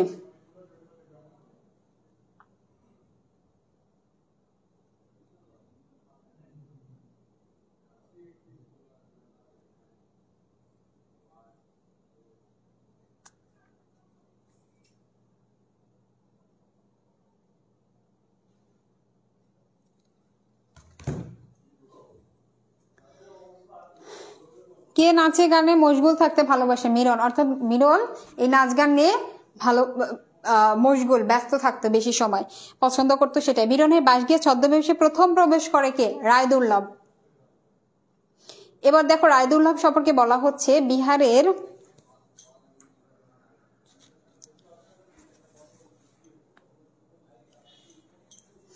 বিহারের ডেপুটি গভর্নর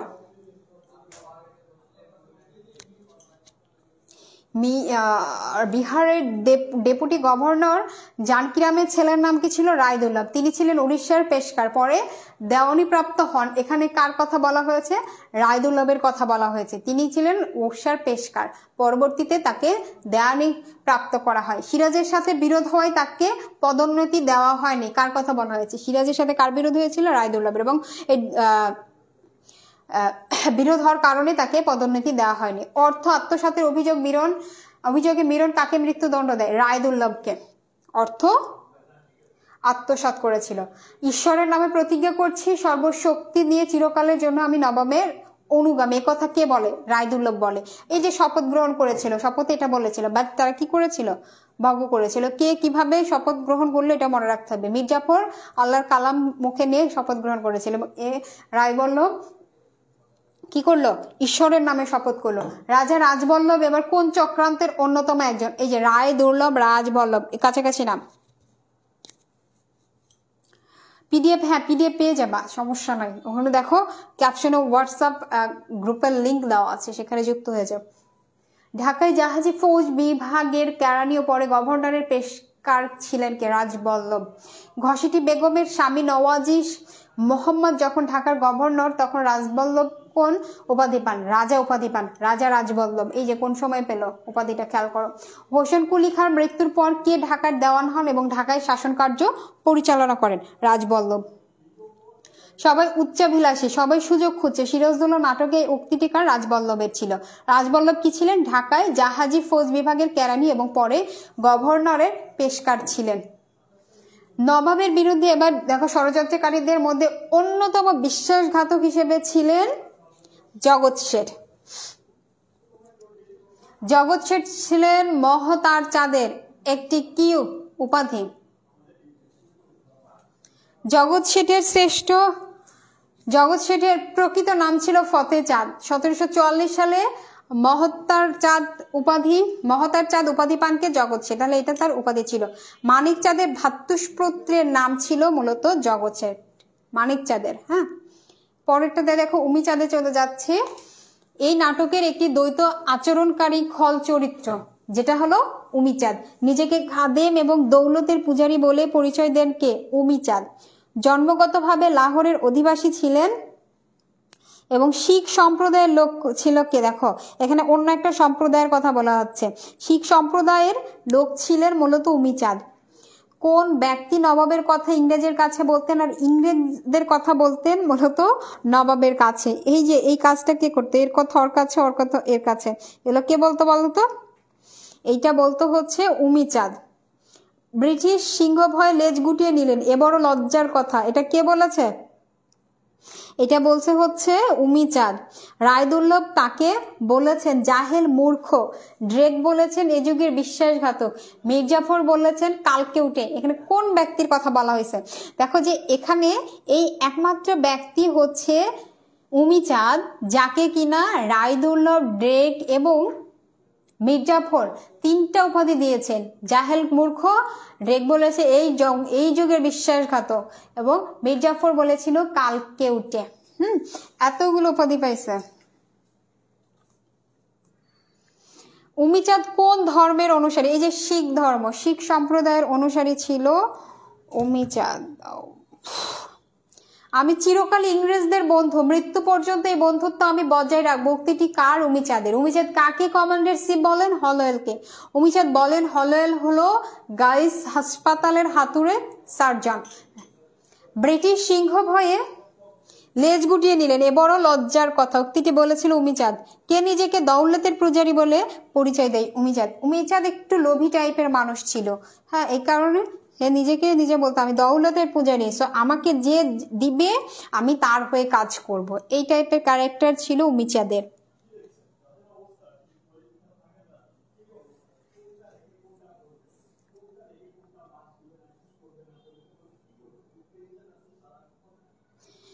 যুদ্ধে নবাব পরাজিত হলে উমিচাঁদকে কত টাকা দেওয়ার কথা ছিল? 20 লাখ। এই যে যুদ্ধে যদি নবাবকে পরাজিত হয় তাহলে উমিচাঁদকে 20 লাখ টাকা দেওয়া হবে, এই বলে উমিচাঁদকে কিনে নেওয়া হয়েছে। আচ্ছা, আমি রাজা মানিকচাঁদের কাছে চিঠি পাঠাচ্ছি, আপনি দুর্গ প্রাকারের সাদা নিশান উড়িয়ে দিন। কার সংলাপ? উমিচাঁদ। সততার চেয়ে অর্থকে অধিকতর মূল্যবান মনে করে কোন চরিত্র? উমিচাঁদ চরিত্র। উমিচাঁদ কোথাকার অধিবাসী? লাহোরের অধিবাসী। দৌলত আমার কাছে ভগবানের দাদা মশাইয়ের চাইতেও বড়, উক্তিটি উমিচাঁদ। এই যে এটা মনে রাখবে, দৌলতের পূজারী ছিল উমিচাঁদ, লোভী ছিল উমিচাঁদ, তো তার কাছে এটা বেশি বড়। কোনটা বেশি বড়? দৌলত আমার কাছে ভগবানের দাদা মশাইয়ের চাইতে বড়, এ ধরনের কথা বলছে উমিচাঁদ। মোহাম্মদী বেগ হচ্ছে কে বলতো? নবাব সিরাজউদ্দৌলার হত্যাকারী। 10,000 টাকার লোভে মিরনের প্ররোচনায় কে নবাবকে খুন করে? মোহাম্মদী বেগ। মোহাম্মদী বেগকে হত্যার জন্য কত টাকা অগ্রিম দেওয়া হয়েছে? টোটাল টাকা 10,000 এবং অগ্রিম অ্যাডভান্স করেছিল 5,000 টাকা। মোহাম্মদী বেগ প্রথমে সিরাজউদ্দৌলাকে কি দিয়ে আঘাত করলো? লাঠি দিয়ে। তারপরে কি করলো? কয়েদখানায় প্রবেশ করে তখন তার ডান হাতে কি ছিল? নাতি দীর্ঘ মোটা লাঠি। প্রথমে সে লাঠি দিয়ে কি করে? মাথায় আঘাত করে। নবাব তার কাছে দ্বিতীয় রাকাত নামাজ পড়ার সময় চাইলেন, কিন্তু সে নবাবকে লাঠির আঘাতে ফেলে দিয়ে ছুরি দিয়ে আঘাত করলো। এখানে তার বলতে কাকে বোঝানো হয়েছে? মোহাম্মদী বেগকে। মানে মোহাম্মদী বেগ সেই প্রথমে লাঠি দিয়ে আঘাত করে এবং পরবর্তীতে ছুরি দিয়ে আঘাত করে। খুবই দুঃখজনক বিষয়টা, অনেক কষ্ট দিয়ে তাকে হত্যা করেছিলেন। নবাবের পিতা তাকে নিজ সন্তানের মতো লালন করেন। নবাবের মাতা হইচই করে তার সাধীদের। কার সম্পর্কে বলা হয়েছে? মোহাম্মদী বেগ। যেহেতু তিনি তাদের পালক পুত্র ছিলেন, এ কারণে এগুলো তার মনে হচ্ছে যে তুমি তো আমার ভাই, ভাই হয়ে এগুলা করলা।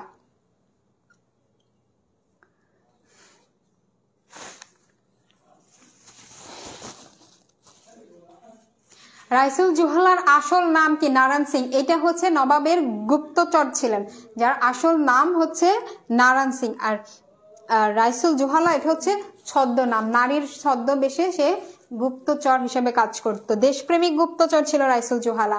জাহেলদের রইস রাইসুল জুহালাকে এই নামে কে অভিহিত করে? রায়দুল্লাহ।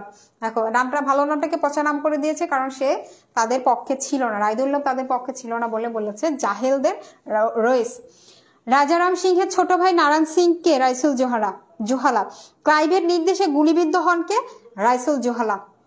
ক্লাইভ তাকে নির্দেশ দিয়েছিল রাইসুলকে মেরে ফেলার জন্য। কৌতুক এবং দেশপ্রেমিক চরিত্রের অধিকারীকে? রাইসুল জুহালা। সিরাজউদ্দৌলা নাটকের রাইসুল জুহালা কেমন চরিত্রে ছিল? ধূর্ত, একটু চালাক চতুর, একটু ধূর্ত হিসেবে কাজ করেছে, নাইলে তো গুপ্তচরের কাজ করতে পারবে না, তাই না? একটু নুন জোগাড় হলেই কাঁচা খাবো বলে মূলোটা হাতে নিয়ে ঘুরছিলাম। কে কাকে এই উক্তিটি করে? রাইসুল জুহালা। নারায়ণ সিং কি ছদ্মনামে ইংরেজদের ষড়যন্ত্রের খবর নবাবকে জানাতেন? রাইসুল জুহালা। ঠিক আছে, এবার দেখো ক্লাইভকে নিয়ে কিছু কথা আসছে, যে ক্লাইভ 17 বছর বয়সে, মাত্র 17 বছর বয়সে ভারতবর্ষে আসে। সেটাকে ক্লাইভ। নবাবের বিরুদ্ধে ষড়যন্ত্রকারীদের একজন হলো ক্লাইভ। মীর জাফরকে বাংলায় সিংহাসনে বসালেও প্রকৃত শাসনকর্তা হিসেবে শাসন করতে চেয়েছিল মূলত ক্লাইভ। রাইসুল জুহালাকে বুটে লাথি মারে ক্লাইভ। গুলি কর ওকে, হেয়ার অ্যান্ড নাও। সিরাজউদ্দৌলা নাটকে আদেশটি কার ছিল? ক্লাইভের। ক্লাইভের উক্তিগুলো কিন্তু খুবই গুরুত্বপূর্ণ। আমরা এমন কিছু করলাম যা ইতিহাস হবে, সিরাজউদ্দৌলা নাটকে উক্তিটি বলেছিল ক্লাইভ। দেখো যে সে এরকম দুর্দর্শিতাপূর্ণ একটা কথা বলেছিল যে আমরা এমন কিছু কাজ করলাম যেটা ভবিষ্যতে ইতিহাস হবে, এবং হ্যাঁ আসলে ইতিহাস হয়েছে। 1774 সালে আত্মহত্যা করে মারা যান কোন ব্যক্তি? ক্লাইভ। দেখো পরবর্তীতে সে নিজেই আত্মহত্যা করে। আমি জানি he is a head horse, উক্তিটি কার? ক্লাইভের। He is a head horse কার সম্পর্কে বলা হয়েছে? সিরাজউদ্দৌলা সম্পর্কে এই কথাটা বলা হয়েছে। একার গুলি করার সঙ্গে সঙ্গে নারায়ণ সিং এর মৃত্যু হয়? ক্লাইভ। কার গুলি করার সঙ্গে সঙ্গে নারায়ণ সিং এর মৃত্যু হয়? মূলত অর্থাৎ ওই যে নারায়ণ সিং কে কে মেরে ফেলেছিল? ক্লাইভ মেরে ফেলেছিল। লং লাইভ নবাব জাফর আলী খান সংলাপটি ক্লাইভ। কার ছিল? ক্লাইভের ছিল। ক্লাইভকে যখন মীর জাফরকে যখন মসনদে বসানো হলো তখন তাকে কি করছে? উইশ করেছে। লং লাইভ নবাব জাফর আলী খান। ওয়াটস ইস্ট ইন্ডিয়া কোম্পানির কাশিমবাজের কুঠি পরিচালক ছিলেন হলো ওয়াটস। কে নবাবের দরবারে ইংরেজ প্রতিনিধি ছিল? ওয়াটস। পলাশির যুদ্ধের পর কোম্পানি কাকে বরখাস্ত করে? ওয়াটসকে বরখাস্ত করে দেয়। He have come to earn money and not to get into politics. Siraj-ud-Daulah নাটকের এই সংলাপ উচ্চারণ করেছিল ওয়াটস। হলওয়েলের উপাধি কি ছিল? সার্জন। তিনি একজন ডাক্তার ছিলেন, সার্জন। হলওয়েলের প্রকৃত নাম ছিল জন জেফানিয়া। কোম্পানির ঘুষখোর ডাক্তার হিসেবে পরিচিত ছিলেন হলওয়েল। নবাবের বিরুদ্ধে চক্রান্তকারী ব্যক্তির নাম ছিল হলওয়েল। পেশায় চিকিৎসক হওয়া সত্ত্বেও অন্ধকূপ হত্যা নিয়ে অপপ্রচার চালায় কে? হলওয়েল। সাদা নিশান ওরাও কে নির্দেশ দেয়? হলওয়েল।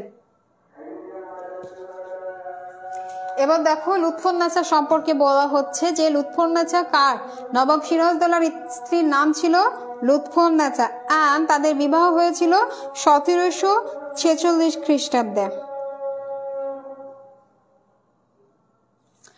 মিরন তাকে বিয়ে করতে চাইলে জবাবে তিনি বলেন, আমি চিরকাল হাতির পিঠে চড়ে বেরিয়েছি, সেই আমি কি করে গাধার পিঠে চড়ে বেড়াবো? এখানে কার কথা বলা হয়েছে?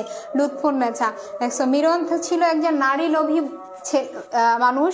সে লুৎফুন্নেছাকে অর্থাৎ নবাবের স্ত্রীকেও বিয়ের প্রস্তাব দেয়, কুপ্রস্তাব দেয়। তখন সে বলে যে আমি তো নবাবের পিছনে হাতির পিছে চড়ে বেরিয়েছি, সেখানে গাধার পিছনে কিভাবে চড়বো? অপমান করেছে। মির্জা হরিস খানের কন্যার নাম কি ছিল? লুৎফুন্নেছা। আপনাকে আমরা মায়ের মতো ভালোবেসেছি। ঘসেটি বেগমকে উদ্দেশ্য করে কথা বলেছিল কে? লুৎফা। যেহেতু লুৎফার বড় বোন ছিল ঘসেটি বেগম, তাই সে যখন সিরাজকে নিয়ে এভাবে ষড়যন্ত্র করে বুঝতে পারে, তখন একটা এই উক্তিটি বলে। দেওয়াল কোথায়? দেওয়াল জাহাপনা সংলাপটি করেছে কে? লুৎফা।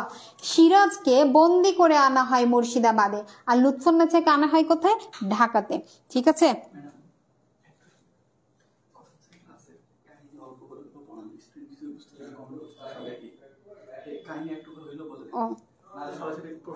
ঠিক আছে।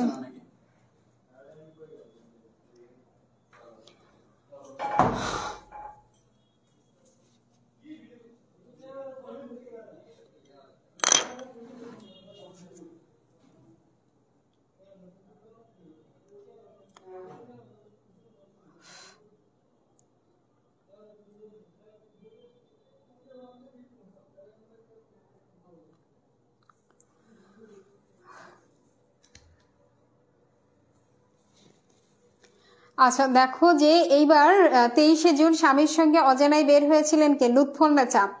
সুখী এবং সৌভাগ্যবতী হয় এমন দোয়া করলে সেটা আমার পক্ষে অভিশাপ হয়ে দাঁড়াবে। ঘসেটি বেগমের বিষ মাখানো উক্তি কার উদ্দেশ্যে বলা হচ্ছে? লুৎফুন্নেছা। এই যে লুৎফুন্নেছা আসলে কে? সিরাজের স্ত্রী। এবং ঘরে যখন কথা হচ্ছিল লুৎফুন্নেছা এবং ঘসেটি বেগম ছিল। ঘসেটি বেগম হচ্ছে লুৎফুন্নেছার খালা শাশুড়ি। তো খালা শাশুড়ি হিসেবে সে তাকে কি করবে? দোয়া দিবে। কিন্তু পরবর্তীতে সে বলছে সুখী এবং সৌভাগ্যবতী হও, এরকম দোয়া যদি আমি তোমাকে দেই সেটা আমার জন্য ক্ষতি হবে। কারণ এই দোয়াটা কার ওপর গিয়ে পড়বে? সিরাজদৌল্লার ওপরে পড়বে, নবাবের ওপর পড়বে।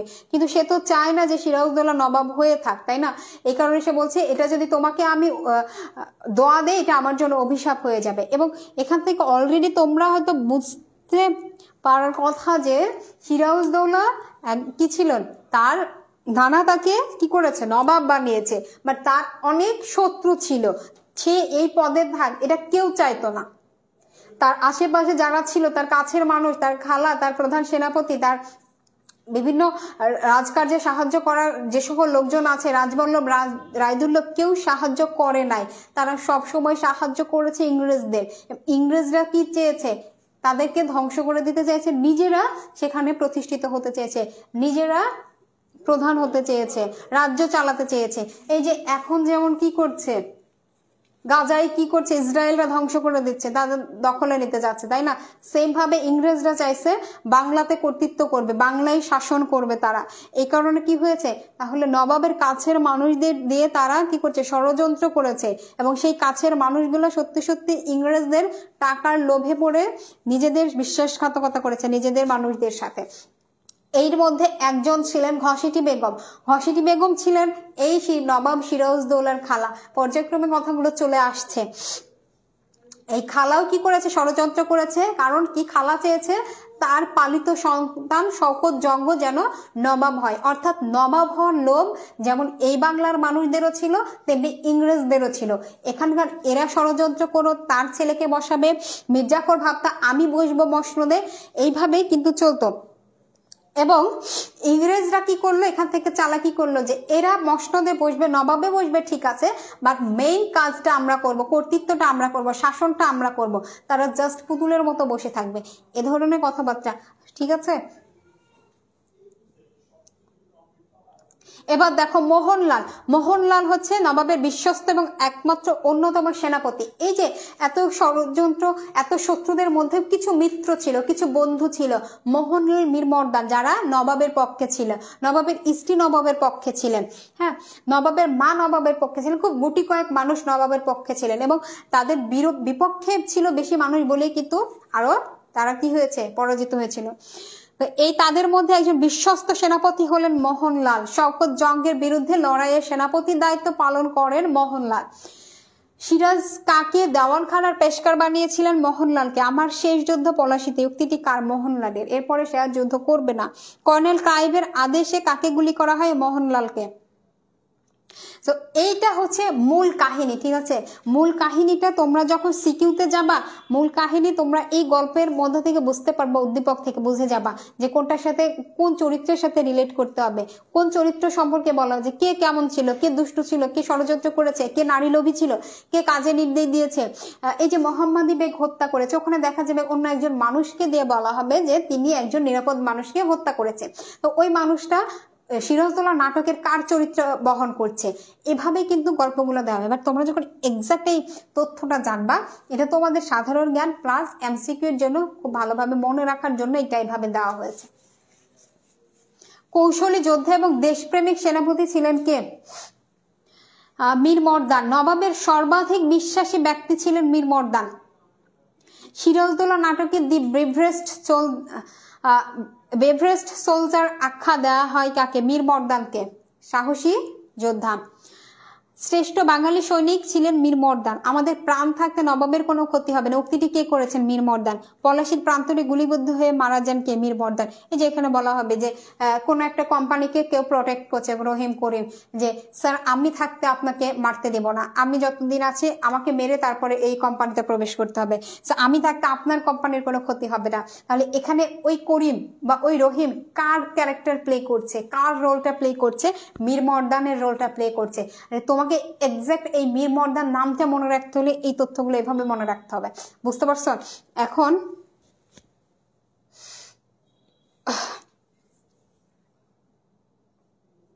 এবার দেখো বলছে ক্লেটন, যুদ্ধে জয়লাভ অথবা মৃত্যু, এটা আমাদের প্রতিজ্ঞা। কে বলেছে? ক্লেটন বলেছে। চুপ বেঈমান, কাপুরুষ বাঙালির কাছে যুদ্ধ বন্ধ হবে না, উক্তিটি ক্লেটন কাকে বলেছে? ওয়ালি খানকে। যত বড় মুখ নয় তত বড় কথা, সংলাপটি ক্লেটন বলেছে। এখন দেখো যে সিরাজদৌল্লা নাটক অনেক বড়, আর কোন প্রসঙ্গে কখন কোন কথা আছে এটা অলরেডি তোমরা পড়ে নিয়েছো। ইংল্যান্ডের বীর সন্তান বলে নিজের পরিচয় দেন কে? ক্লেটন। যুদ্ধ করতে করতে প্রাণ দেবেন বলে প্রতিজ্ঞা করেছিলেন ক্যাপ্টেন ক্লেটন। ওখানে যেমন কি বলল মীরমর্দান বলেছে আমার প্রাণ থাকতে আপনার কোনো ক্ষতি হতে দেব না, এবং এইখানে দেখো ইংরেজদের হয়ে ক্যাপ্টেন ক্লেটন বলছে যুদ্ধ করতে করতে প্রাণ দিয়ে দিবেন, তবু তারা যুদ্ধ করবে। প্রাণপণে যুদ্ধ করো সাহসী ব্রিটিশ সৈনিক, উক্তিটি কার? ক্যাপ্টেন ক্লেটনের। এটা যখন তুমি এক্সামে যাবে তখন বুঝতে পারবে যে প্রশ্নগুলো কিভাবে আসতেছে। হ্যাঁ, তাই একটু চেষ্টা করো এটা বুঝে নাও। কাপুরুষ বেঈমান জ্বলন্ত আগুনের মুখে বন্ধুদের ফেলে পালিয়ে যায়, কাদের উদ্দেশ্যে ক্লেটন এই উক্তিটি করে? মেনচিন ফ্র্যাঙ্কলিন ম্যানিংহাম। সিরাজদৌল্লা নাটকের প্রথম সংলাপটি কার ছিল? খুবই গুরুত্বপূর্ণ, ক্যাপ্টেন ক্লেটনের। প্রথম সংলাপটি ছিল ক্যাপ্টেন ক্লেটনের। ফোর্ট উইলিয়াম দুর্গে নবাব সৈন্যের হাতে কে বন্দী হয়েছিল? ওয়াটস এবং ক্লেটন। এটা কি হয়েছিল? বন্দী হয়েছিল। কার হাতে বন্দী হয়েছিল? নবাব সৈন্যের হাতে। এবার দেখো ড্রেক, এরা ছিল মূলত কার? ইংরেজরা, যারা বিভিন্ন স্বার্থে নবাবের সাথে মিশেছে, নবাবের সহযোগিতা নিয়েছে, বা পরবর্তীতে আবার নবাবের সাথে বিশ্বাসঘাতকতা করেছে। ইংরেজ গভর্নর ছিলেন মূলত ড্রেক। ফোর্ট উইলিয়াম দুর্গ আক্রমণ রোধের প্রধান ছিলেন কোন ব্যক্তি? ড্রেক। তোমার কোম্পানির 70 টাকা বেতনের কর্মচারী, উক্তিটি কার? ড্রেকের।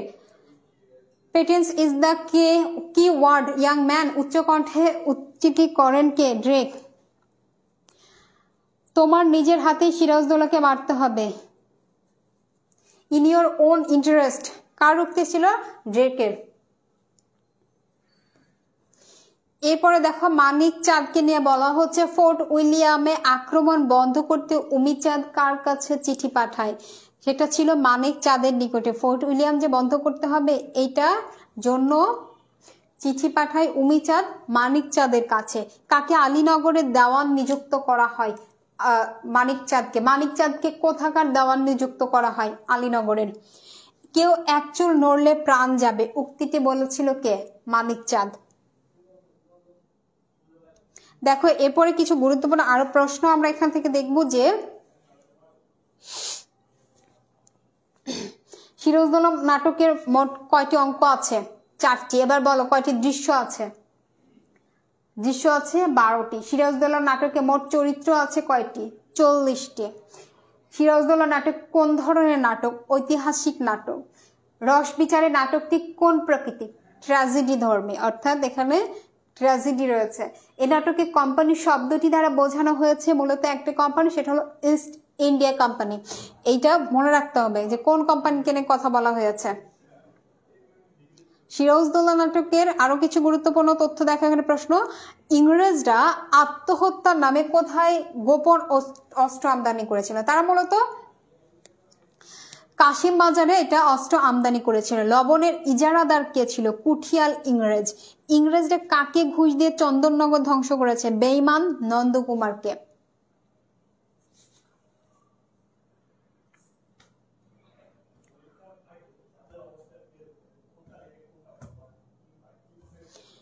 $10 লাখ টাকা খেসারত দিয়ে নবাবের কাছ থেকে মুক্তি লাভ করে কে? মানিক চাঁদ। এ নাটকে কোন পাখির ডাকার ঘটনার উল্লেখ রয়েছে? অমঙ্গল সূচক পেঁচার ডাকার কথা বলা হয়েছে। আপনার বিরাট সেনাবাহিনী চুপ করে আছে, স্ট্যান্ডিং লাইক পিলার্স, উক্তিটি কার? সার্ফের। ইনি নবাবকে এটা বলেছিলেন। রাজবল্লভ কোন গোত্রের ছিল? ব্রাহ্মণ গোত্রের ছিলেন। রায়দুর্লভ ছিল কায়স্থ গোত্রের। আর সিরাজদৌল্লা নাটকে কে নবাব হলে সকলের উদ্দেশ্যই হাসিল হবে? শওকত জগায়। এটা মূলত বলেছে কে বলতো? ঘসেটি বেগম। সে চেয়েছে তার ছেলে নবাব হোক এবং সে এটা বোঝাতে চেয়েছে যে সে নবাব হলেই কিন্তু সকলের উদ্দেশ্যই হাসিল হবে, মানে তার সম্পর্কে পজিটিভ একটা দিক এখানে নিয়ে আসছে যেন তাকে সবাই অ্যাকসেপ্ট করে নেয় এবং সাপোর্ট করে। পরবর্তীতে আমরা দেখেছি কে হয়েছিল নবাব? মীর জাফর হয়েছিল। মাহতাব শেঠ কোন ধর্মের অনুসারী? জৈন। পলাশীর যুদ্ধে ইংরেজদের কামান ছিল কতটি? গোটা 10। এবার দেখো সিরাজদৌল্লা নাটকের দ্বিতীয় দৃশ্যের প্রথম দৃশ্যের সময়কাল, দ্বিতীয় অঙ্কের প্রথম দৃশ্যের সময়কাল এবং স্থান। এভাবে কিন্তু প্রশ্ন আসবে, সেটা সিকিউতে বলো বা সাধারণ জ্ঞানে বলো, দুইটাতে এই টাইপের প্রশ্ন আসবে যে 1757 সালে 10 মার্চ নবাবের দরবারে দ্বিতীয় অঙ্কের প্রথম দৃশ্য সংগঠিত হয়েছিল।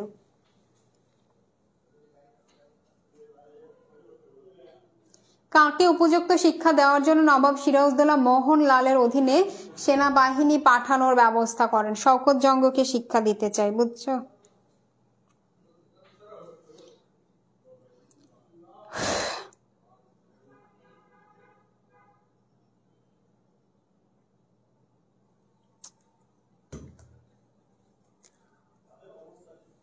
স্ক্রিনশট নাও। নিজের নিয়তি আমি নিজের হাতেই গড়ে নেওয়ার পক্ষপাতী, উক্তিটি কার? ইব্রাহিম কারদ্বীপ। ঠিক আছে। ভাগীরথী নদীতে অবস্থানরত ইংরেজদের জাহাজ থেকে কলকাতার দূরত্ব ছিল মাত্র 40 মাইলের ভেতরে।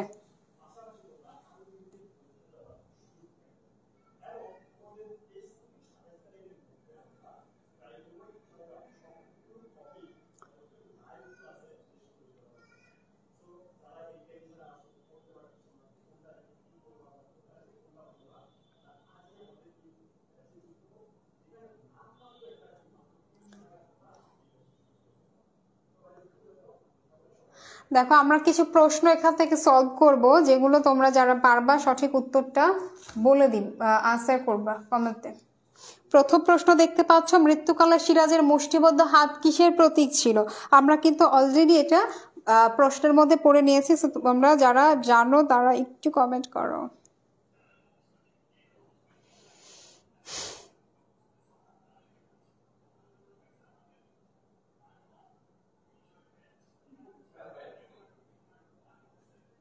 শোনো, এখানে যারা আছো তারা এক্সাম দিতে যাবে, ওকে? তো তোমার কোনটা এখন পড়া দরকার আর কোন ডিটেলস জানা দরকার সেটা কিন্তু আমি এখানে জেনেই বা বুঝেই দাঁড়িয়েছি। তোমার এখন ডিটেলস নেওয়ার মতো সময় না, তোমাকে এই তথ্যগুলো মুখস্থ করতে হবে, প্রশ্নগুলো হুবহু মুখস্থ করতে হবে। তুমি ফুল কাহিনী কিন্তু জানো, সিরাজের সাথে কি ঘটনা ঘটছে, কে কি করছে, এটা তুমি যদি পড়ে থাকো তো তুমি জানো। বাট তুমি এইটা জানো না সিরাজকে কোন দিন কোন কথা বলেছে, সিরাজকে ইংরেজ প্লেটন কোন কথা বলেছে, সিরাজ রায়দুল্লভকে কোন কথা বলেছে, উমিচাঁদ হলওয়েলকে কোন কথা বলেছে, কোন প্রসঙ্গে বলেছে, কত টাকার বিনিময়ে মোহাম্মদী বেগ সিরাজকে হত্যা করেছে, সিরাজকে হত্যা করা হয়েছে, সিরাজ পরাজিত হয়েছে, এই স্টোরি আমরা জানি। বাট আমার এক্সামে আসবে সিরাজকে কি হত্যা করা হয়েছে কি হয় না এটা আসবে না, এক্সামে আসবে সিরাজকে কে হত্যা করেছে। তো তুমি যখন এভাবে প্রশ্ন সলভ করবে, প্রশ্ন এবং আনসার দুইটা তোমার মনে থাকবে, এক্সামের জন্য তোমার এটা দরকার, ঠিক আছে? তাই তোমরা যারা এটা আনসার পারবা চটপট কমেন্টে জানাও।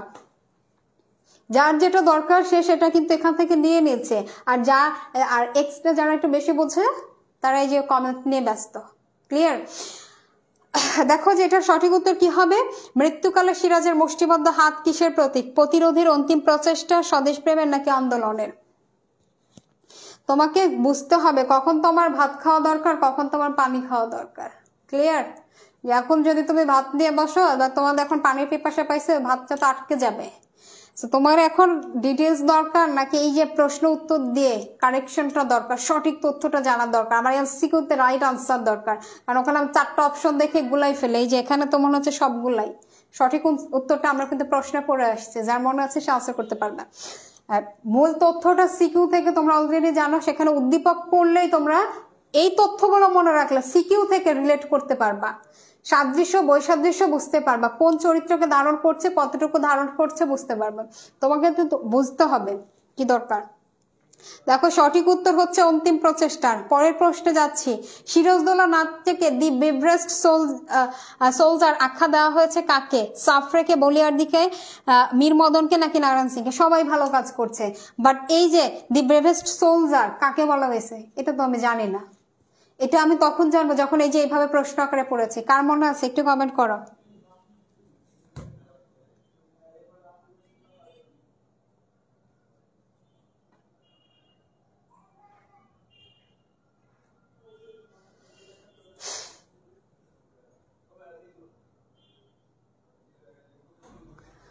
সঠিক উত্তর হচ্ছে, দেখো মীর মর্দানকে বলা হয়েছিল। পরের প্রশ্ন, আমার এতদিনের ভুল সংশোধন করার এই শেষ সুযোগ আমাকে নিতে হবে। সিরাজ কোন প্রসঙ্গে এ কথা বলেছিল? যুদ্ধক্ষেত্রে সরাসরি গমন, স্ত্রীর প্রতি ভালোবাসা প্রকাশ, মিরনের সঙ্গে সংলাপ বিনিময়, কূটনৈতিক কৌশল নির্ধারণ। বলো কোনটা হবে? যেখান থেকে সঠিক আনসারটা করতে পারবা, যেটা পড়লে যতটুকু জানলে, এতদিন জানার সময় পার হয়ে আসছে, বুঝছো?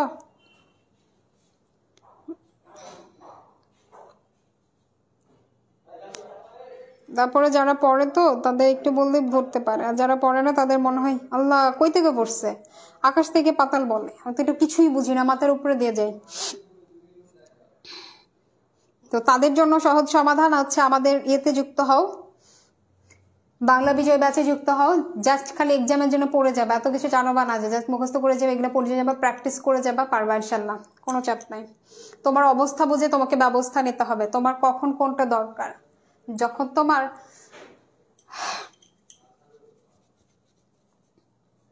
যেটা দরকার সেই অনুযায়ী কাজ করতে হবে। দেখো যুদ্ধক্ষেত্রে সরাসরি গমনের ক্ষেত্রে সিরাজদৌল্লা এই কথাটা বলেছিলেন।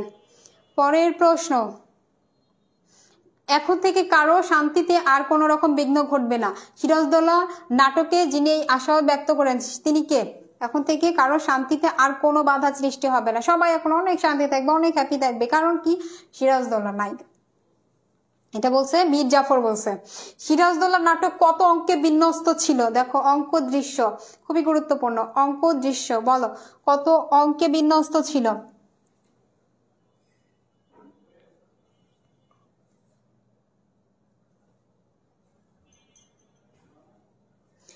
4 অঙ্কে বিন্যস্ত ছিল। সিরাজদৌল্লা নাটকটির দৃশ্য কয়টি ছিল?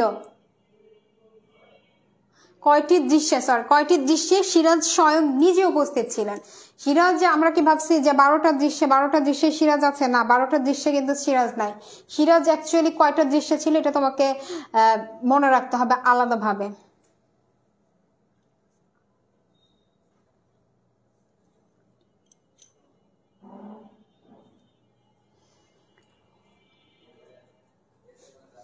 সিরাজ ছিল মূলত 8টি দৃশ্য উপস্থিত ছিল।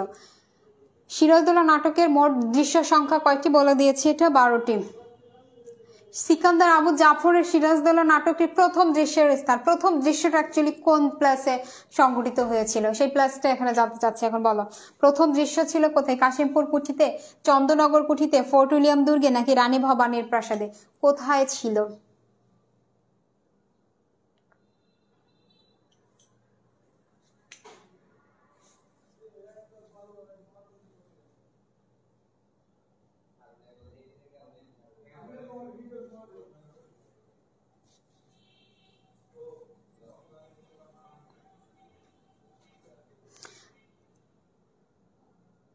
প্রথম দেশের স্থান ছিল চন্দ্রনগর কুঠি। পরের প্রশ্ন, স্বার্থন্ধ প্রতারকের কাপুরুষতা বীরের সংকল্প টলাতে পারেনি বলতে কি বোঝানো হয়েছে? সাহসিকতা, ভীরুতা, পলায়নপরতা, নির্দয়তা। যখন তোমরা ডিরেক্ট এভাবে প্রশ্ন সলভ করবা দেখা যাচ্ছে হুবহু কমন পাওয়ার একটা পসিবিলিটি থাকে, ঠিক আছে? সো আমি একটা সময় ডিটেলস পড়বো, অবশ্যই পড়বো, সেটা সময় নিয়ে ডিটেলস পড়বো, জানবো বিষয়টা, কনসেপ্টটা ক্লিয়ার করব। এবং এক্সামের আগে আমি অবশ্যই মডেল টেস্ট কেন নেওয়া হয়, মডেল টেস্ট কেন দেয়, ওখানে ডিটেলস পড়ে না, ওখানে কি করে নিজেকে টেস্ট করে, কি অবস্থা, প্রশ্নগুলো ডিরেক্ট পড়ে যেন হুবহু পাই। হ্যাঁ, প্রশ্ন অপশন যেটা আমার মুখস্থ হয়ে যায়, এমনি কিন্তু প্র্যাকটিস করে। সো যার যেটা জানতে বোঝে। যাই হোক, তোমরা এগুলো যত বেশি প্র্যাকটিস করবে ইনশাল্লাহ দেখা যাচ্ছে এখান থেকে হুবহু কমন পাওয়ার একটা সম্ভাবনা আছে ইনশাল্লাহ। এখান থেকে কি উত্তর আসছে? সাহসিকতা। সঠিক উত্তর হচ্ছে সাহসিকতা। দেওয়াল, কোথায় দেওয়াল জাহাপানা সংলাপটি কে বলেছে? লুৎফা, সিরাজ, মোহনলাল, আমিনা বেগম। কে বলেছিল এই দেওয়ালের কথা? কে প্রশ্ন করেছিল এটা?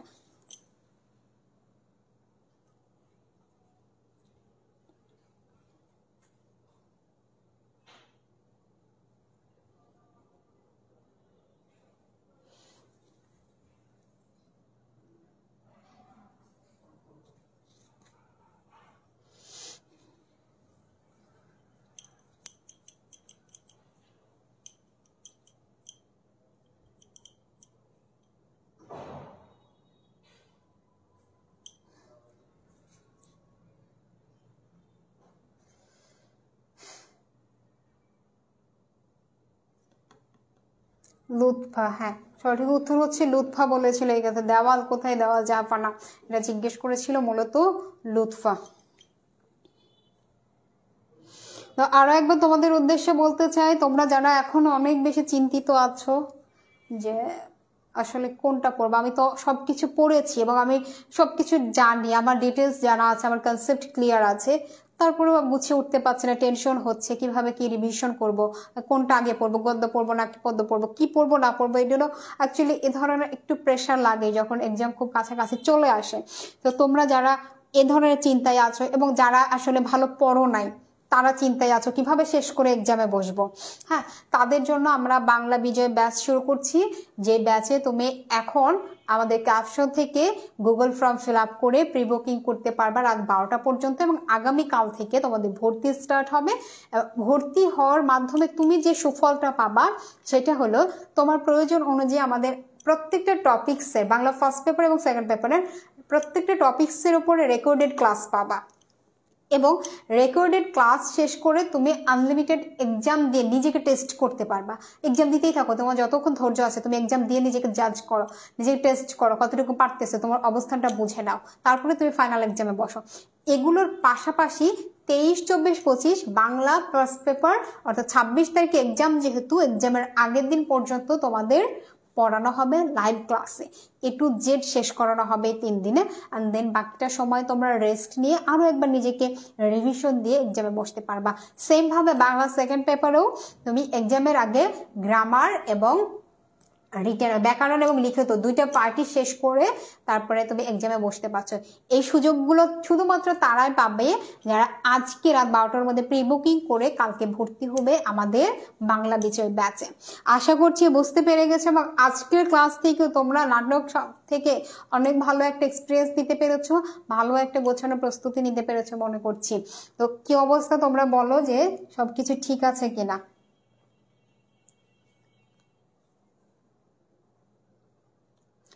একটু বলো কি অবস্থা, সবকিছু অল ওকে কিনা, বা এই যে প্র্যাকটিস করে হেল্প হলো কিনা, একটু উপকৃত হলো কিনা। প্র্যাকটিসের মধ্যেই থাকতে হবে এখন। এখন আপাতত আর কোনো কিছু ভাবা যাবে না, যেহেতু এক্সাম হবে, এক্সাম ডেট দিয়েছে, তোমাদেরকে এখন সেদিকে আগাইতে হবে। কোনোভাবে কোনো টাইম ওয়েস্ট করা যাবে না।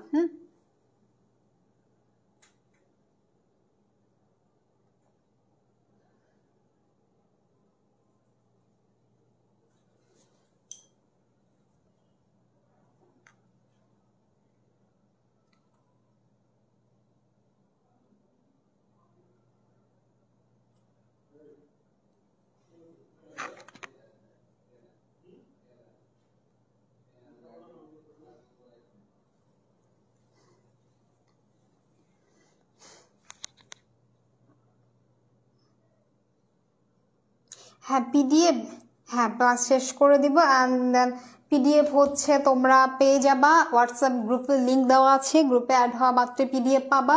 ইউটিউবে ওই ক্লাসগুলো আপলোড করা হবে, সো সমস্যা নাই। আচ্ছা এই যে তোমরা নিজে থেকে যেন বলতে পারো আলহামদুলিল্লাহ ভালো প্রিপারেশন নিতে পারছি, এতটুকু নিজেকে বিচার করার জন্য হলে আমাদের সাথে যুক্ত হও, ব্যাচে এক্সাম দাও, দিয়ে নিজেকে একটু গুছিয়ে নাও, ঠিক আছে?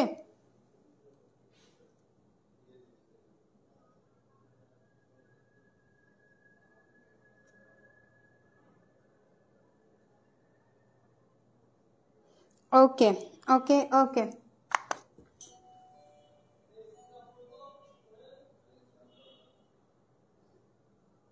হ্যাঁ পিডিএফ তো পাবা, হ্যাঁ 300 টাকা, হ্যাঁ 300 টাকা দিয়ে ব্যাচে ভর্তি এবং সেটা কাল থেকে শুরু হবে, আজকে 12টা পর্যন্ত প্রি বুকিং চলবে। তো ঠিক আছে, দেখা হচ্ছে আবারও পরবর্তীতে। ভালো থাকো, সুস্থ থাকো, আল্লাহ হাফেজ।